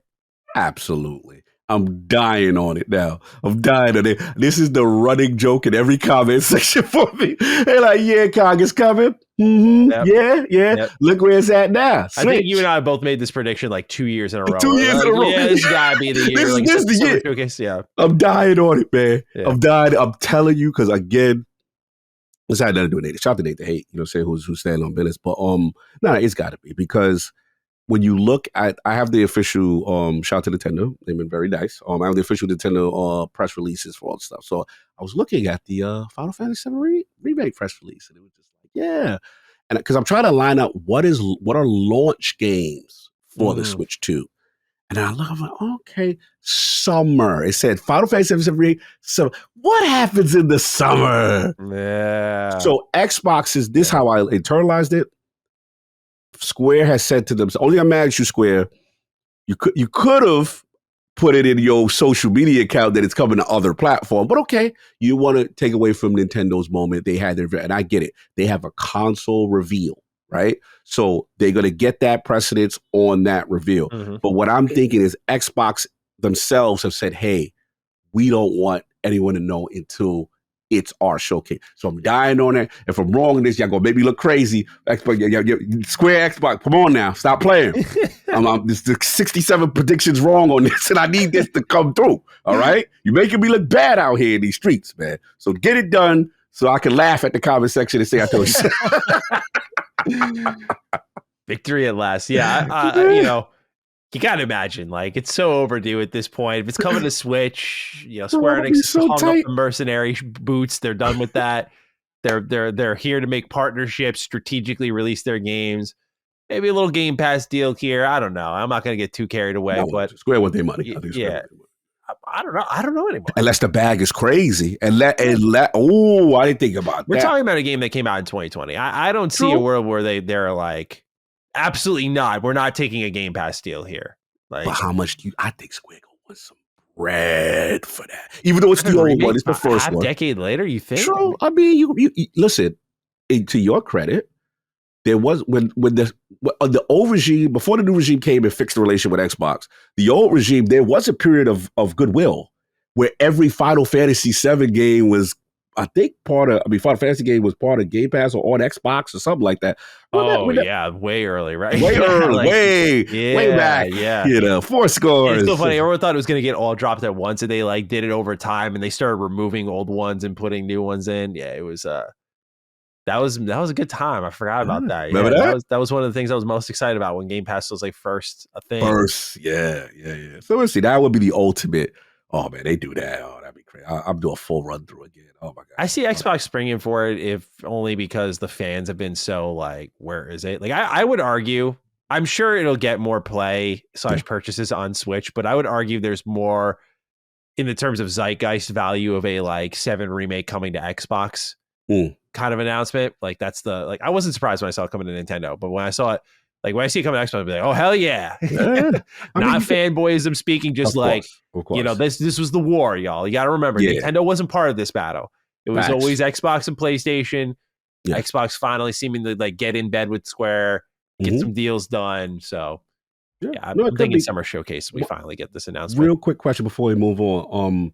When the Ninja Gaiden and Platinum, was that Game Pass? The new Ninja Gaiden? Or no? 4? Yeah. Yeah, 4 is Game Pass. Yeah. Yeah, so they did spring on that. Yeah. We'll see. I don't want, listen, I'm just happy it comes to the platform. Regardless to how, if it's Game Pass, great. If not, I'm buying it again. I'm playing it again, and I'm beating it because I want those achievements on Xbox. I gotta get my man Cloud Strife over there. Long overdue. There's so many games coming out this year that I will not be playing 7 Remake this year. You got Oblivion, you got Expedite, you all lined up, brother. Yeah, I'll get into what we're playing. Oh, you got Death Stranded too. You done? Yeah. So I'm a busy man these days. This one pretty obvious, but wanted to throw it in here anyway. Hidetaka Miyazaki, addresses multiplayer concerns. You know, a lot of people wondering, well, Duskbloods and Night Rain, what's going on here from Software? If the single player champs fallen, they say, quote, as we previously mentioned, this is an online multiplayer title at its core, but that does not mean we as a company have decided to shift to a more multiplayer focused direction with titles going forward. The Nintendo Switch 2 version of Elden Ring was also announced, and we still intend to actively develop single player focused games such as this that embrace our more traditional style, end quote. So yeah, like I was so surprised to see people panicking even with a second multiplayer game announced. I'm like, let them experiment, man. They have been making Souls-likes forever. Let them do something different before they burn out and start giving us garbage. Like let them experiment. I don't think Duskbloods looks awful, but I feel like I know so little about it. Right. I feel like all of it was characters like in cool poses, just kind of like waiting for something to happen. I was like, I don't really know what the PvP VE thing is going on here, but look, man, what I played in Night Rain was awesome. Like Night Rain, I think is going to be a really good time. So I know. Okay, all right. No, this was months ago. This was like February. I didn't realize. I had no idea. How did I miss that? That's what's up. It was like during their network test. Nice. It was really good. I enjoyed it a lot. So I'm just like, look, man, they have great game designers there that took a lot of the sensibilities from Software games and kind of made it into this fun battle royale boss rush mode. And it's a great time if that first world is anything to go by. So number one, I think they've more than earned the benefit of the doubt. Number two, who is actually worried after Elden Ring? You really think they're like, no, we're not doing that shit again. We're not doing single player anymore. Time for multiplayer. Time to really get our bag, bro. That game made them stupid amounts of money. They're having fun. They got play money right now. So let them play. Let them play. Any thoughts on this, Cog? Yeah, I didn't know this was a thing. I'm glad you brought it to my attention. Look, I was just more surprised that Switch 2 was able to, which we are seeing as a trend now, is lock down a lot of big game exclusives. You know what I'm saying, from a third party standpoint. So I was just like, okay, and granted, lock down Hades too, right? Oh, which was on the notes too, right? So I guess we could just combine that into this. So Hades 2 being a timed console exclusive now. Obviously a From Software game, and granted, the Realm of the Dukes educated me. It's like, you mentioned the Katakawa thing, but this thing was probably before the Sony investment and stuff like that. So this deal was and that makes sense. Man, I just think that they are really being aggressive, but to the point of, I was surprised that people were, I would say, fear mongering that this is the new direction. Yeah. And I think the only reason why that happened is because this is kind of like a back to back. Yeah. Right? Even if But people They get, you releasing know, games at people such a crazy clip. Like they went from Elden Ring and a year later they're like, here's Armored Core, on the core. and then here's the Shadow of the Erdtree Yeah, DLC. true. So I'm just like, where does this fear come from? Like it It, just feels I get it like it though. makes no sense. I know why. It's single player guys. The minute your favorite company and you just love that experience, you like, oh, you never coming back. You know what I'm saying? Like, because they see the wave, they see Yeah. the Fortnite. There's people I know they hate anything multiplayer. They be like, yo, you bastardized the thing. Yeah. Why did you do that? Like they it's a very emotional, this is our thing. I understand. I agree with you, but I understand the logic of that person. And they're like, oh, see, you're gonna betray us. You're gonna do this thing, and now you're gonna make money. You're never gonna come back. So I get it, but I like the fact that From say that relax, chill, bro. We ain't that I like that they had to calm them down. Yeah. It's a ravenous base, man. It's ravenous. Absolutely. Yeah. So Nintendo's still going hard on those exclusives. You buy out Dustbloods, you get timed exclusive on Hades 2, you get timed exclusive on Yakuza 0 Director's Cut. Like they're even getting things that already exist and locking them down a little bit. Yeah, I found that one out late. I was like, not know that. yeah. Because like what put me onto it is I put out like a little community post on my channel and I was like, hey, I checked out the Switch 2. Like, you guys have any questions you want me to go, or like anything you want me to go over? And a lot of people were writing in, or like some of the top comments were like, what's going on with Yakuza 0? And I'm like, I know I have like a pretty broad, diverse audience where like they like all these different types of games, but I know my JRPG audience really lies with Retro Rebound. So I was surprised. I was like, why are so many people curious about Yakuza 0 on this channel? And I looked into it. I'm like, oh, it's a timed exclusive. So I was like, none of y'all are getting it. So yeah, that one caught me off guard for sure. And yeah, I'm sure I wonder if there's any feelings of like regret now that you're seeing how the things are going with Switch 2. It's like, now we're tied down, you know? Like they could say that when them pre-orders They back up the truck. they gonna be very happy with what they do. We'll talk about that in our news section, but this one's also here for you, Cog. Marathon getting its reveal April 12th. They sent me this weird ass package in the mail, man. I got the package. Got the package. I got the yeah, man. Little keychain thing here. That's what's up. They gave me this little, what is this metal card here, dude? It's got like Mr. Matty plays on it, but it says escape will make me. Yeah. So okay. So not jealous at all. Not jealous at all. I mean, if the game sucks, none of this swag is cool. I don't know why they, sent it to me at the end of the day. I was like, hook my man up, bro. I don't play Bungie games outside of old Halo. Come on now. That's the only thing. Look, I'm very blessed. I can't complain. I've got a lot of opportunities. No, but we both know what it is when like I get these things. Like, you gotta be desperate. Like you gotta be fucking. They need you. Like people Nintendo need you. Smelled the blood in the water. We gotta get Maddie. Bungie, they're like, we're fucked. Get Maddie. I am the lifeline, I suppose, or I'm the panic button. They're like, we need to get everybody involved. Take the blessing, brother. Take the blessing. Look, absolutely. I will have a little sob story, content creator cog moment.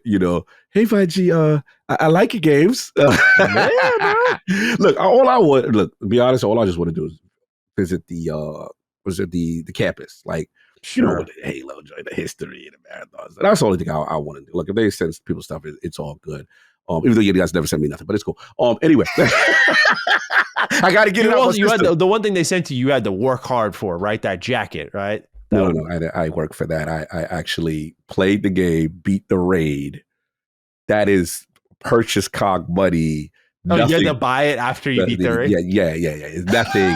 Bungie has sent me nothing. Like, it's just, let's you be want clear. My stuff? I'll send this over. Do you want it all? It's cool. You want a little? I'm just gonna sign. Be jealous from the side. Little keyboard key. Did it come in a black box? With your name on it? It came with a shirt. It came with a hat.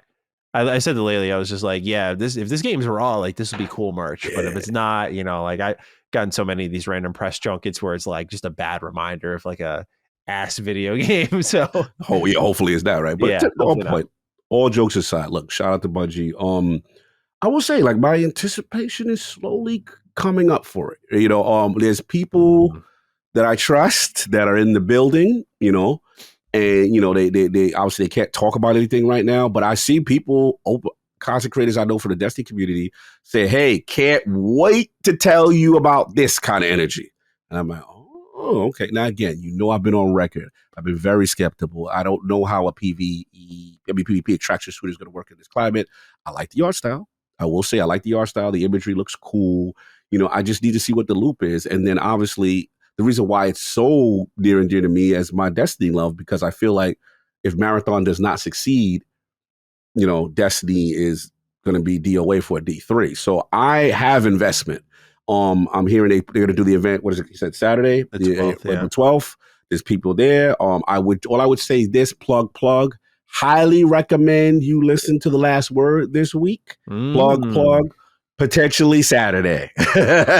plug. So Love we got that. people, you know what I'm saying? Shout out to my man, Ty Guy Travis, and we may have some other surprises. Last Word will be making a monthly appearance for a special Saturday show. So I can't wait to see what they got to do. Again, we're making travel plans and whatnot. So yeah. Our very own Reagan. I don't know if this is true because I gotta holler at Chris. He's got like 3 Twitter accounts. So I don't know what's going on with him. Yeah, there's a part of me that's like, yo, is someone impersonating him? Because the one that I saw was like, yo, I got the invite to the marathon and it went to my spam. And I'm like, oh, I felt his. If that's true, like I checked my spam immediately. I was like, oh, they sent me. So is that the worst feeling? It's like, oh, they're going out. You see your inbox empty, like, oh wait, you check the spam. When you love something, you ain't included. Like, I go, Fred, I'll be. It's hard not to feel away and not to hate. And I'll be like, oh, that was great for you. Yeah, but I got to be the bigger man. It's maturity. But all jokes aside, Reagan, I'm gonna holler at you. Bro, if that happened, oh my God, I feel your pain. You'll never make that. So for me, the mistake I made was, funny enough, it was Dragon Age Inquisition, which obviously I ended up not liking that much. But I remember I was like requesting a code and I was like, man, like, where is it? Like, I can't wait to play this because like EA told me they'd get me one. I had it in my inbox for like a week and a half, 2 weeks. And each day I'm checking and I just don't see it because it was in my spam the whole time. And so like when I got to it, it was like a day before it came out. I'm like, you'll never make that mistake again, though. You'll always check. Always check. Yep. I learned that same hard lesson. Absolutely. Good point. Yeah, painful though, but looks like we're learning about Marathon on Saturday. Any hopes? Any hopes at all? Like I we heard it's an extraction shooter. I don't know what to expect sincerely. I think the art direction's gonna be cool based on what we saw. I know they did some sort of like world flyover where you actually saw the game or something like that, but like what is the feel here, Cog? You're the Bungie guy. Like what are we hoping we see? Because this is gonna be a PvP game, no? So like this is something that they neglected with Destiny 2 for a while. So what is the confidence level that Bungie going back to PvP proper with extraction elements? Like what's the hopes here? The hope is they're going to Bungie's going to make a good product. I feel it's going to be very solid. It should be fun. They'll have a spin and it'll be addictive. I do feel that they will have a good product. My hope is that the model is sustainable, right? Because we know in this climate, if you don't have engagement to keep people coming back, it's not going to work.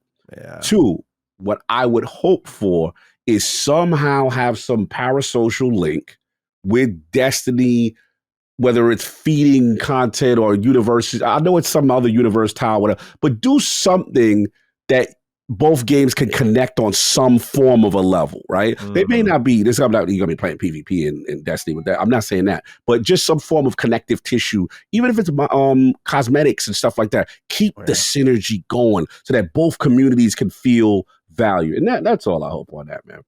All right. Well, we'll find out April 12th. Yep. The rumor right now is that there will be like a closed alpha afterwards. So we'll see what happens there. Gotta be hold me down for a second. You got it. All right. Well, this next one, I don't know if you'd actually have much to say on it. Deus Ex is making a return. I'm sorry, I am speaking too definitively. Deus Ex return is actually being pitched. It is not a guaranteed return.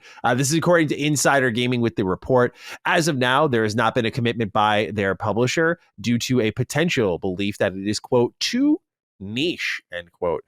This game is also said to be different from the one Embracer canceled in early 2024 as part of their restructuring. So Eidos Montreal continuing to attempt to get a new Deus Ex game off the ground.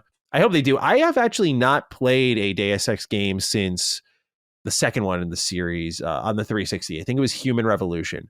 And I really like that game. The director's cut, though, I did not like because there's a part in the game that they take away all of your equipment. That bummed me the hell out. I hate when games do that. But I don't know if am I alone on that? Someone can let me know. But that is something I truly dislike when an RPG of any kind is like, we are taking everything you earned away.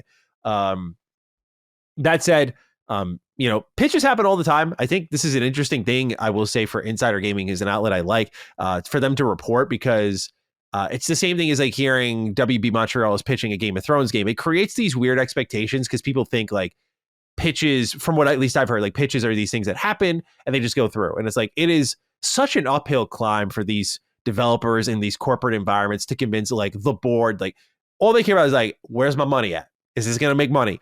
And something like a Deus Ex, I think, is a tough sell for the board, even if I do like the Deus Ex series a lot.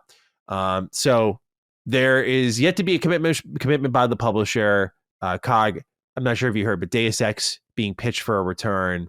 Any thoughts on this, sir? Yeah, I was listening to you. Yeah, I played one. Game is fire. I mean, this is a very powerful series. I would love for it to come back. So right now they're saying that it's pitched, but people are like, it's too iffy on it. Yeah, like, and that's why I said it's a weird thing to report, because like games get pitched all the time and they oftentimes get turned down. So like this kind of creates a weird expectation, I think, for what's happening with Eidos Montreal. It's like, oh, they're going to work on Deus Ex. So it's like their last one that was in development for 2 years got canceled. Now they're trying to get another one off the ground because they're just like pitching it. So again, I don't know the sales history though, and I think maybe that's a factor here. Great, yeah, it couldn't have been great, and I think that's why stakeholders like, as good as it is, it's a cult classic and it's dope, but they probably just are too scared for that financial commitment right now. I agree, especially with like Embracer and all that. Yeah, Embracer too. Yeah. All right. Well, this last bit of news is up, and then we'll get into what we're playing. Just a quick one. Zenless Zone Zero from the Hoyoverse is coming to Xbox soon. An announcement stream is planned for April 11th. So this is the developers of like Genshin Impact, Honkai Star Rail. They've got Zenless Zone Zero on the way. So this weekend, you'll learn a little bit more about the game, when it'll be available on Xbox. So keep an eye out on that. I haven't played much Zenless Zone Zero, but I have friends who do play it a decent amount and they like it a lot. So keep your eyes open for that one. Cog, any thoughts? Not much. I don't play the Hoyo voice choice, but I know that's a big game, and I know that it wasn't on the platform. It's a huge get. And I forgot which region. China. I forgot which region. It's like, this is China. Yep. Yeah. Oh, yeah. It does phenomenally. So this is a big for them to get that. I agree. All right, Cog. Time to talk about what games we are playing this week. Got a nice palette for y'all to talk about. Cog, you are up first. What are we playing? So I'm playing Towerborn, but I can't talk about it. I can tell you that I'm playing it, and I will just say that they've made a lot of changes to it took a lot of feedback from the initial demo, which I liked.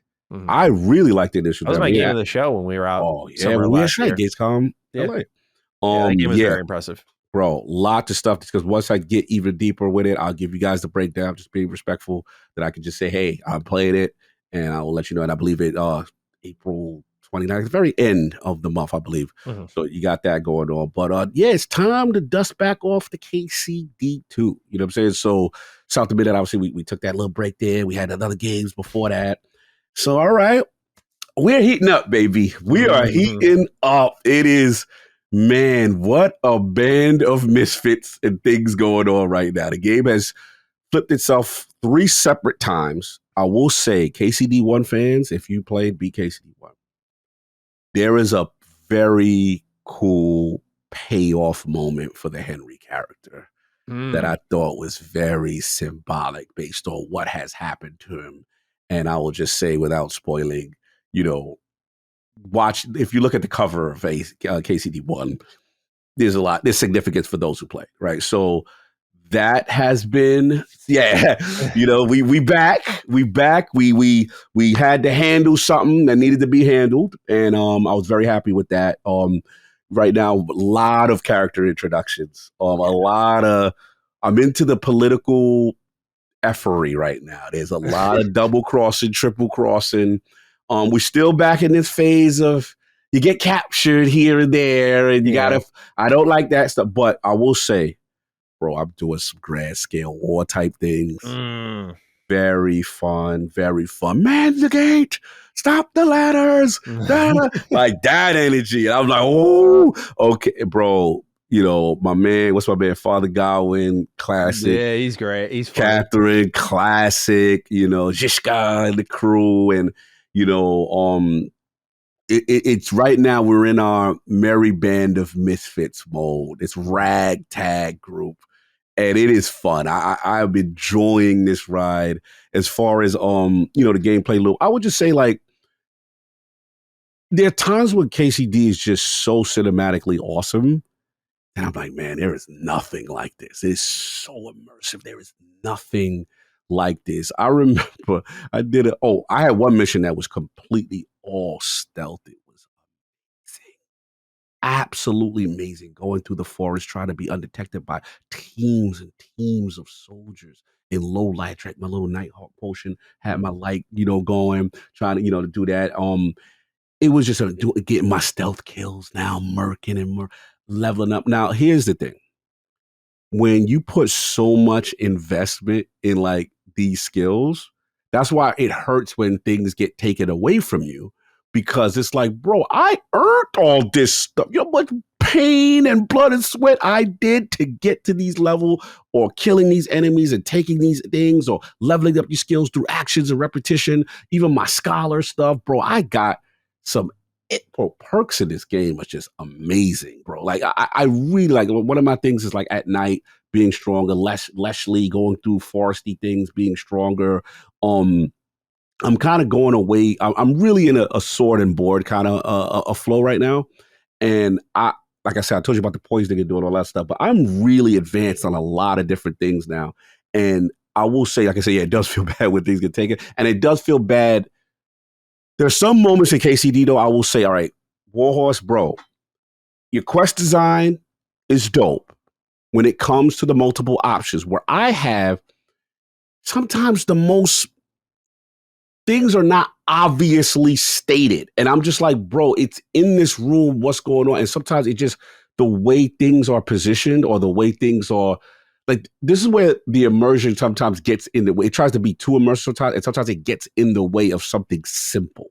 And I'm like, bro, that should not have been that difficult to do this. You know what I'm saying? Kind of thing. So you got that. And then the game wants to be stubborn with some things. It's like, no, you're going to learn that. You have to do that to advance this. And I'm like, but what if I don't want to do that, or I hate that? Give me another option. And for the most part, they do. But it's just like certain times, it's like for example, I happen to be good at blacksmithing, right? Mm-hmm. So when stuff that comes up and it's like, okay, we need this, go make these 3 horseshoes, do this. All right, you're sitting there, you're doing a little whistling while you work thing. Okay, I'm good. But I can imagine if someone who hates that, right, has to be forced to there's few things around it, you know, so, or you just kind of fail that part. I will say one of the greatest things still, though, bro, skill checks are just so damn satisfying, so rewarding. There was this one joint where dudes was like, we came from the war, dudes was patched up, and the chick gave me that. She's like, look, you got to go down to the sick bay, like 4 soldiers down there, they all messed up. And I'm literally playing doctor. She's like, okay, if this one does that, you got to give him a potion. If he's vomiting, she's like, if he does this, don't make sure he don't sleep. Patch the wound, cleanse the wound. I'm like, this is some real ER joint going in there. I'm like, I'm really ER KCD. So I'm getting in there. So he was like, yeah, man, my stomach hurting. But, you know, I just want to sleep, brother. I'm not that bad. I'm like, no, don't sleep. You're going to take this. You're going to patch the wound. And then you can mess up. Oh, yeah. You can do. So this was like an earlier quest, but I was just like, it was so well done. And I was just like, wow, like the level of detail and intricacies with all these things are so much fun. So those are early things. I'm way past that now. I'm like Blazing Father. And yeah, I want to see what's, I think I know where it's going, but KCD loves to flip things on its head. Like, it loves to be shiesty. And right now, I don't trust, you know, certain lords are a little shiesty. And then we got to see who's down with Understandably so. Sigismund and Wenceslus and Zizka and all these names. Oh, I will say the accents on, bro. Go into a certain area in Bohemia and you see a guy speaking with German, the fluent. I know Locke loves this game. Locke has to be in heaven with the offense. This is top 3 game of all time for him. This is Bohemia, bro. Like, it is so authentic. And you love these characters. And I just love, the last thing I'll say, while I love KCD, is the simple things. It's the world just feels so lived in, so breathed in. But I like when you have a conversation with someone and you see someone walk in the back, go to the bar, get a drink, sit down, eat their food. Like, it feels like life. Yeah. Because every single MP, you know what I mean? Like, there is a short Locke shared with me about KCD2, their developer Warhorse, and how Embracer Group bought the Middle Earth and like Lord of the Rings IP, and how that is such a match made in heaven. Just to have that team go out and make a Lord of the Rings game next. I hope they do it. I saw that. I was like, that would be sick. That would be perfect. They want to work on something else too. They're talking about working on something else besides just a KCD3. Yeah, like they even sniped like Dan Vavra wearing like a Lord of the Rings t-shirt during like something that they were doing. Really? Yeah. Yeah. They were and they had Warhorse underneath like the Middle Earth studio. So some dots are connected where I'm just like, that is a good pickup. And if that is what they're doing, I mean, that is a perfect fit. Perfect fit. That would be sick. Yeah. I just like the little things, man. Last thing I'll say is one time I was out on a sneaker mission doing some stuff, and your boy didn't realize I was in the muck a little bit. So I'm sneaking around, whatever. I get behind the Guardian. So I go, oh my God, that stench! Turns around and was like, oh, it's you with your stink. I was like, hey, yo. And this game is comedic. It has moments. They can smell you in this game. He said, yo, bro, you smell like a piece of shit. I was like, yo. It busted me. I'm thinking I'm being stealthy. This game has hilarious moments. You could tell they're having so much fun with the quest. There was one joint where I had to drop on it, and we had this bad plan. Archers on the right, archers on the left. We're going to put a gate in front and stop this band of people who were trying to stop. So you get there, you botch the mission. Like, you don't shoot anybody you miss. You kill one of their horses, and he's like, and you as Harry, like, I have you surrounded. You come up. And you like, yeah, well, who? Well, what army? And I'm failing every staff check, skill check. Bro, it was so bad.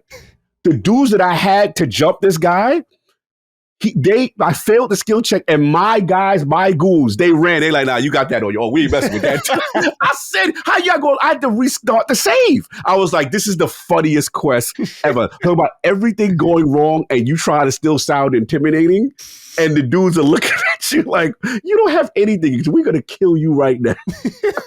Shout out to KCD. They had a lot of fun, but I'm loving it, man. I'm loving it. Yeah, no, it's an awesome game.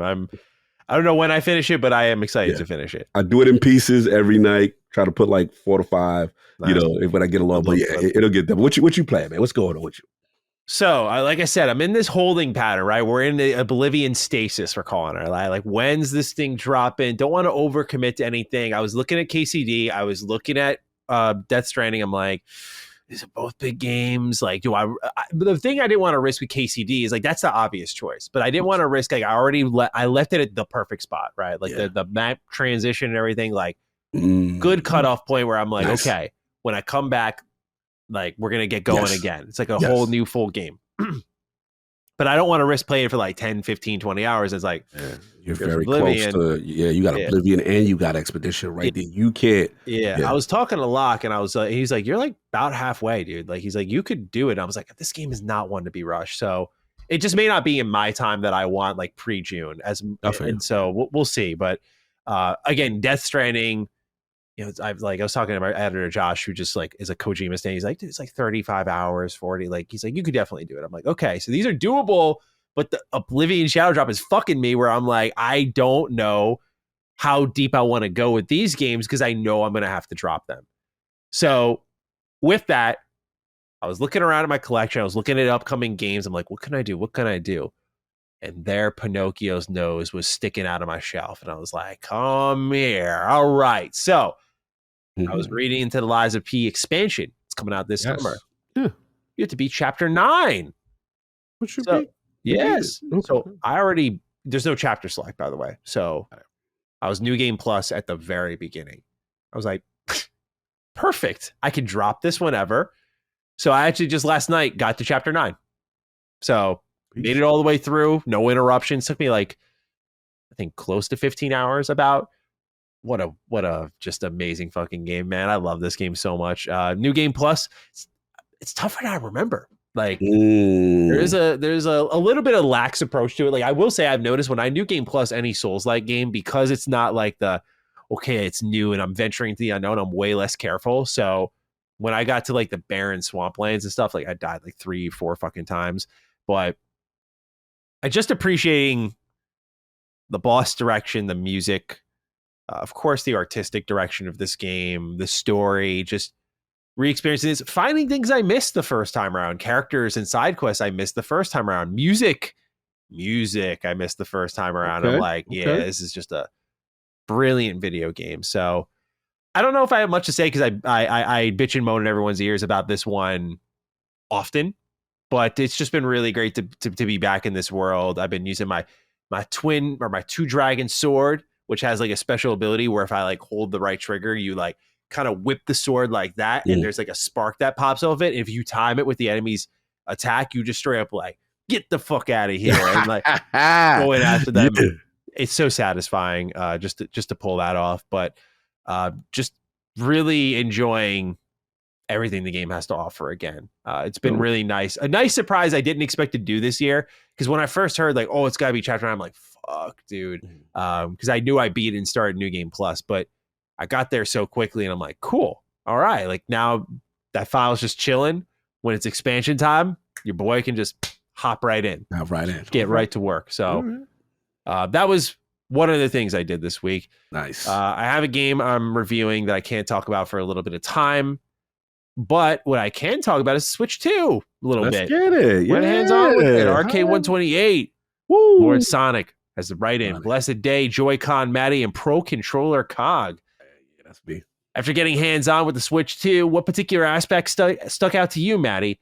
And did Mario Kart justify the $80 price to you? I know personally I didn't feel that after my hands on. Were you there, bro? You didn't let me know? Come on. Yeah, that'd have been crazy. I was in the building. Mm-hmm. And what Microsoft games do you see hitting Switch 2's launch window?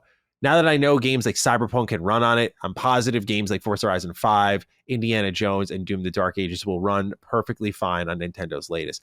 Have a Sonic Racing Crossroads might be a better value proposition than Mario Kart World kind of day. Yeah, so let's go. Switch what aspect stuck out to me? I immediately think of the mouse. The mouse is great on Switch 2. Really? Okay. Yeah, very impressed. So 2 examples. One was, of course, I saw you did the motion, right? Of course, the wheelchair game, right? Wheelchair with the Drag X Drive, wheelchair basketball. That's where you could feel like the rumble feedback and how good it felt. Like, you were just swiping these Joy-Cons on the table, just moving your wheelchair as quick as you could. I actually hit a buzzer beater. It went in slow motion. Yeah, it was pretty awesome. A guy who either worked at Nintendo or worked on the game was like, dude, you could ride up the half pipe and kind of flip off and just dunk the ball. Like, there's tech to the game. Okay. So Drag X Drive was like a very pleasant surprise. It kind of went from like, oh, Nintendo gimmicks. I'm like, yo, if this has like a lot of modes and cool things going on with it, like I actually might pick it up, because the thing that impressed me is like you could use the mouse on like your leg. So, that's what. Yeah, I saw Steven Totillo's article. Yeah, he said he got more intuitive when he was using it on his leg, as opposed to the flat surface. Yeah, because like what happened is they had it perfectly set up. Like a desk was in front of me, it was like elbow high, so I was like swipe. But I'm like, dude, I'm looking in front of me. I have a keyboard here, I have a mouse here, I have my planner here, I have a mic here. I'm like, I'm not going to be fucking doing this, right? But I mean, if my wife walks in the room from behind me, it's going to look weird. I'm going like this the whole time. You don't want that stroking motion. You're going to be like, what the hell are you playing? Why you ain't going to bed? That in mind, though, using your lap does work. It works really well. I think the best support of it, though, was I was playing. I laughed because of the interaction we had, but I was playing Metroid Prime 4, and I'm playing it like the Joy-Cons. I'm playing it like a controller. This fucking guy just kept telling me, he's like, "Try the mouse support. Try the mouse support." I'm like, dude, like let me. He backseat gave it on you. Like, let me fucking cook, bro. I know you're excited about your little mouse. Well, as I'm playing, it was so funny because I was just like, It's like, damn, aim's not what it used to be, you know? Oh yeah. Controller, first person shooter aim's not what it used to be. Mm-hmm. So like, you know, in the middle of the boss fight, I'm like, all right, you know, I'll do a little mouse mode. So here. is it a instant switch over and You don't have to go into the settings or anything. I was playing Joy-Con, and when that wasn't working out, I just literally put the Joy-Con down and just started moving the mouse around, and it like immediately was like, okay, that's wow, I didn't know I was that. moving with the Joy-Con with my left, and then doing and I was just doing the mouse with the right. Sick. I think games that have like PC functionality like that, you know, like we usually Civilization, RTSs. Mm-hmm. Bro, this is big. This is a huge second home. Nintendo huge. Get into that PC space, bring them joints over. Someone had, I don't know if it was a write in here or where I saw it, but someone mentioned, I was reading it, that this is huge because what these games now I don't have to do anymore is like compromise the 8 clicks you'd have to do. It's like, use the mouse, bro. And the mouse is great. And they made it where the mouse can be used anywhere. You could use it on your chest, whatever. Like it's got traction anywhere, man. It's really surprised. Like that was to me the most surprising. What did I say? That was so my chest. Nah, so you can't be on the chest with the nipple you can't do that, man. You can't. Nah, I'm not saying rub it in, bro. Like it was the way you did. He said you can use it on your chest. I was using it like a bar of soap, you know? That's what I was thinking. What I'm gonna do with you, bro? What I'm gonna do if you are the most pause word? Like I'm just thinking, like you're laying on your back in bed, you got like the kickstand up, and you're kind of going. Like, no, we are not. We are not doing nipple tassels with the Switch. Oh, yeah. Because you gotta get the cord. Do they got the cord? Remember the cord from the Switch One? Yeah. Do they have it? They do have the wrist. Yeah. So there are. Oh, the tassels. Over your chest. All right. What would you rather? If you're laying in bed going like this the whole time? Like, come on, dude. I'm trying to get that people. That do look wild. That look wild crazy. Yeah, like they do look crazy. These dudes laying in bed with their wives and they're like, what are you doing? I'm right next to you. Yeah, like, you freak. I'm gaming for real. I'm gaming. Yeah, dude, there's gonna be crazy stories that come out of this shit. Hell yeah. But it really was a surprisingly great feature. I was like, oh, this is good. And when I was playing Metroid Prime 4, you know, the demoist won the day. I switched to the mouse controls and just used the left analog stick for movement. And I was like, oh, I'm like aiming better. This feels right. This feels at home. My responsiveness is better because I've been doing most of my gaming on PC lately, the last year and a half or so. So it just transitioned really well for me. It feels like the mouse control feels that precise. Yeah, like no exaggeration. Those 2 games, man. Like, you're selling me. Yeah.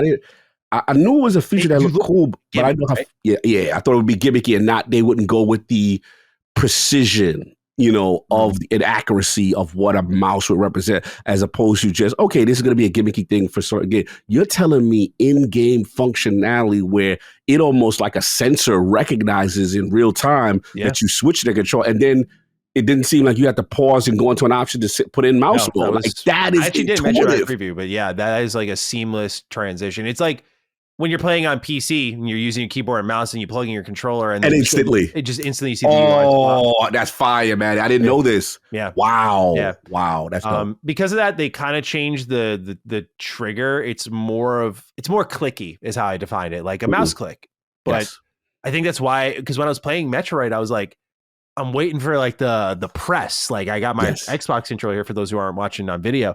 I'm waiting for like the full press and the stop, but instead, like you click and you hear like it's a little, you know, it's like a mouse. It's literally a mouse.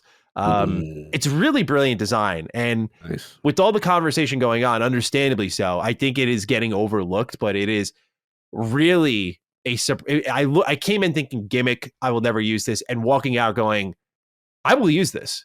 I also think of just great travel options with it. Like you're using it in a hotel, like you can set up and just play it like keyboard and mouse. Like there's a lot of games that are going to transition better to the Switch. And it made me even think with Xbox going for this kind of PC box in your living room, I'm like, you'll better be taking notes of some kind here, because Nintendo, with the way it connects to the controller and you have the handheld option, the controller option, and the mouse option, that does change how I can interface with games. Like they have a very compelling piece of hardware on that front to me. Nice. Did you have particular questions? Because I guess I can really go in any Yeah, I direction. mean, I guess for me, shout out to Arcade. He gave some really. We had him on LP. We talked about his hands on. Mhm. The only thing that he because he had to like make a business decision. He's like, oh, let me go Mario Kart. We're gonna get to that, and I definitely want to say that for last. As far as like Mm. the $80 is it worth question, right? I want to Yeah. get to that, right? I want to get to that. But and then obviously from the Xbox perspective, a lot of Forza Horizon energy, right? So I'll say that, but the what I had to ask was kind of like from the third party stuff. Did you touch any third party games that, like, for example, like a Cyberpunk or Yeah. Witcher or stuff like that? Because I want to know how much the fidelity drop is compared to a Series X or PlayStation 5, or is it like, yo, this kind of punching, like, oh, I could notice it. Like, how was that for the third parties looking? I played Cyberpunk, I played Yakuza, I played Hades 2. Mm. And Hades 2 is kind of like a less of a conversation. Like, it's so artistically driven. Correct. Where it's not really, I guess, fair for the question you're asking, but it did look beautiful. It did. Yakuza 0, I mean, Yakuza's never been a big graphical showcase compared to the trailer we got versus what I played. It looks okay. I would say it's comparable to like PS4 visuals. Okay.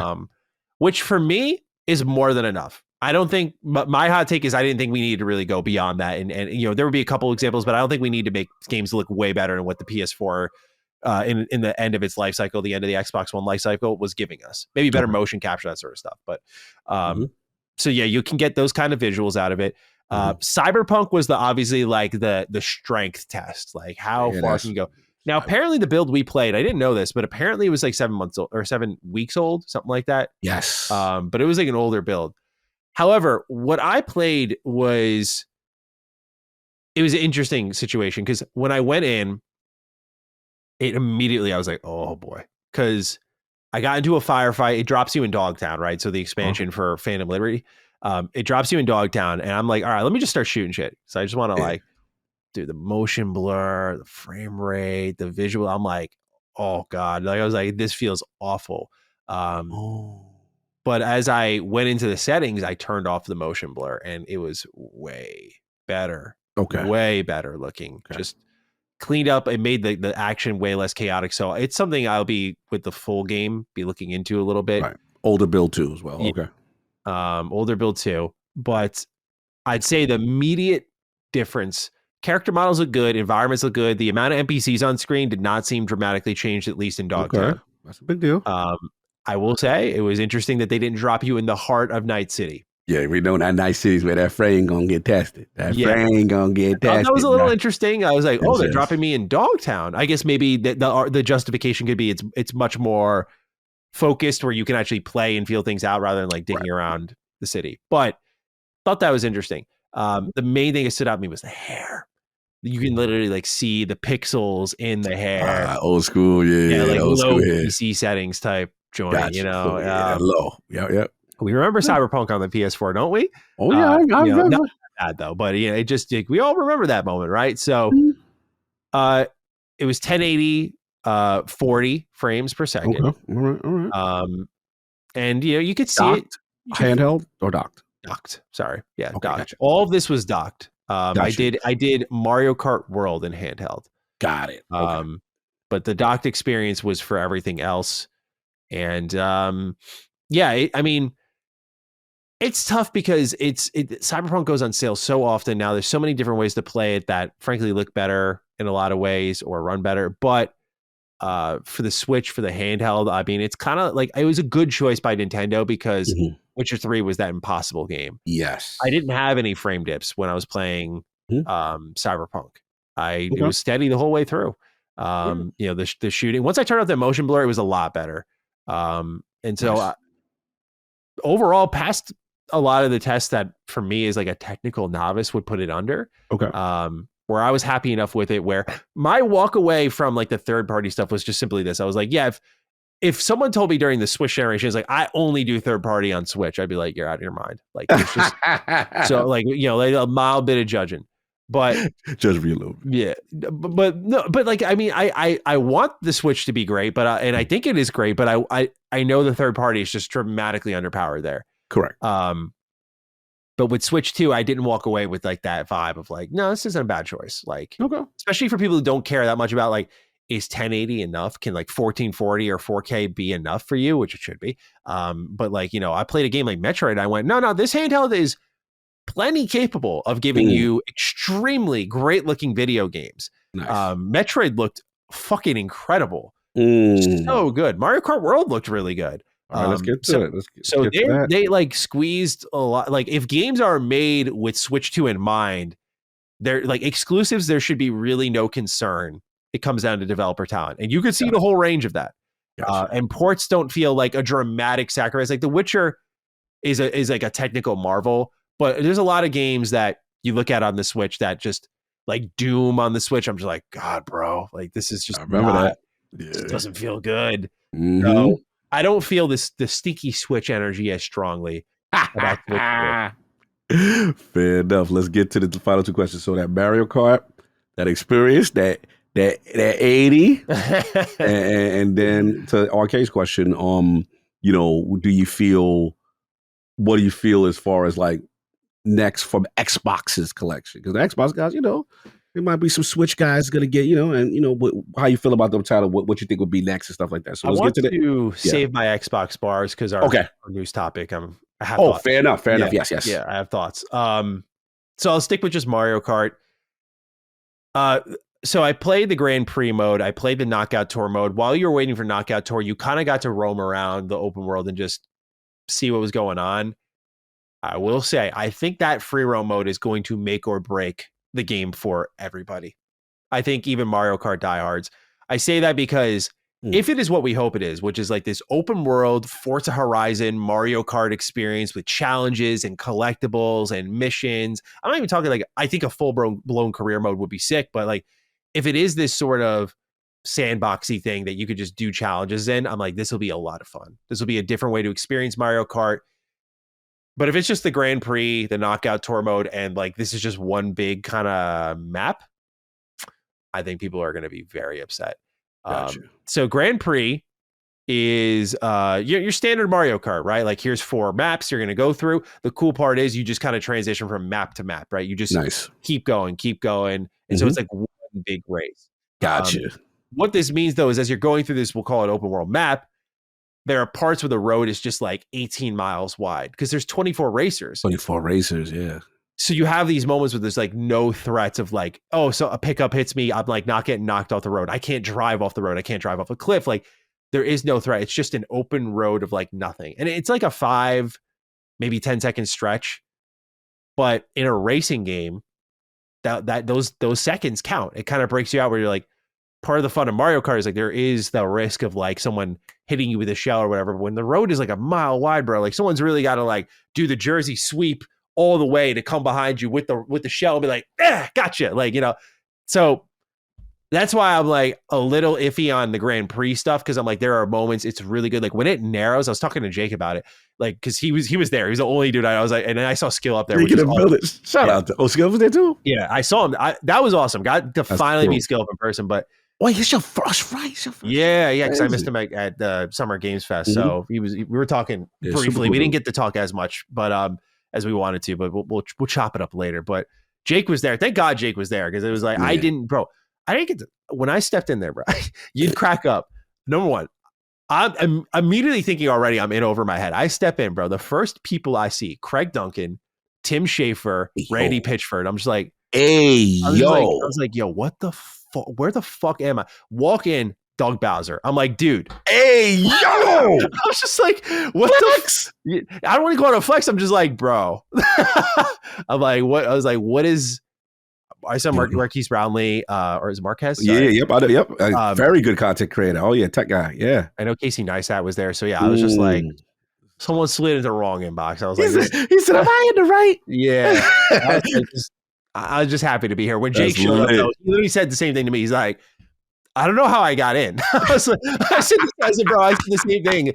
He and I did the same thing. We both checked LinkedIn. I was like, when I got the agency reaching out to me, I was like, who the fuck are you guys? I was like, I never heard of you. I was like, there's someone's gonna jump me. Yeah, this is a fraud. This is BS. And my whole theory was going in, before I jump back into the games and stuff. My whole theory going in was like, oh, there's going to be Xbox stuff. Like that's my angle. That's the angle that they want to attack me. When there was nothing Xbox, nothing Microsoft, when I was watching the direct upstairs and I'm just sitting there and they're like, that's it from our third party partners. I'm like, yep. What? Same thing. Yeah. Like, why the fuck am I going? Like, I mean, I'm there, but like, you want me to talk about Donkey Kong? Like, you switch gang now. You switch gang. I guess gang, so. gang. Nintendo just really schmoozing me here. Yeah. But anyway, yeah, like I got to play Mario Kart. They had us do like a buddy system for that. So Jake was there, and we were talking about it. And when the map's narrow, that's when the game's at its best. There's like wall running, there's grinding, tricks you can do. For those RK, I'm sure loved at least this element. There's a little bit of Sonic. You know when Sonic's grinding the rails and he does a flip and he goes to the next rail and he goes back. Yes. I was at the DK spaceport and I did that. I was like, I literally vocally went like, oh, like I didn't a little Sonic love coming out there, I think. But I was like, okay, I like what they're doing here. So I think gameplay wise, it's really going to be great. I think those maps though, like DK Spaceport, it's really cool. Like it pays homage to that Nintendo heritage. Like it's literally Donkey Kong at the top, the Donkey Kong Mario Bro game, right? Like Donkey Kong throwing the barrels down and you're like racing up that and avoiding the barrels. Really cool. Iconic. Really cool throwback, but still like creative map. Lots of ways around it. I didn't play it enough times to know, but I didn't see like any major shortcuts immediately. So I'm curious how they figured that part out, but it's definitely different, you know? And so the Grand Prix was solid. When I played it, then I did the handheld with the HDR enabled. I was like, okay, good. But I'm just like, it's more Mario Kart. Then we did the knockout tour mode, which by the way, it's hilarious. Like Nintendo is just so corny, man. Like so whenever you went into a new room, they had the whole staff waiting for you and they were like, yeah, like, bro, like hyping you up. Like, yeah, like it was a big moment for everyone. So you walk upstairs into the knockout tour room. Everyone's cheering you on. It's a big deal. You know, they're screaming, they're yelling, grab your controller and kind of battle royale racing in a way without like the ring shrinking. So basically you start out with 24 racers.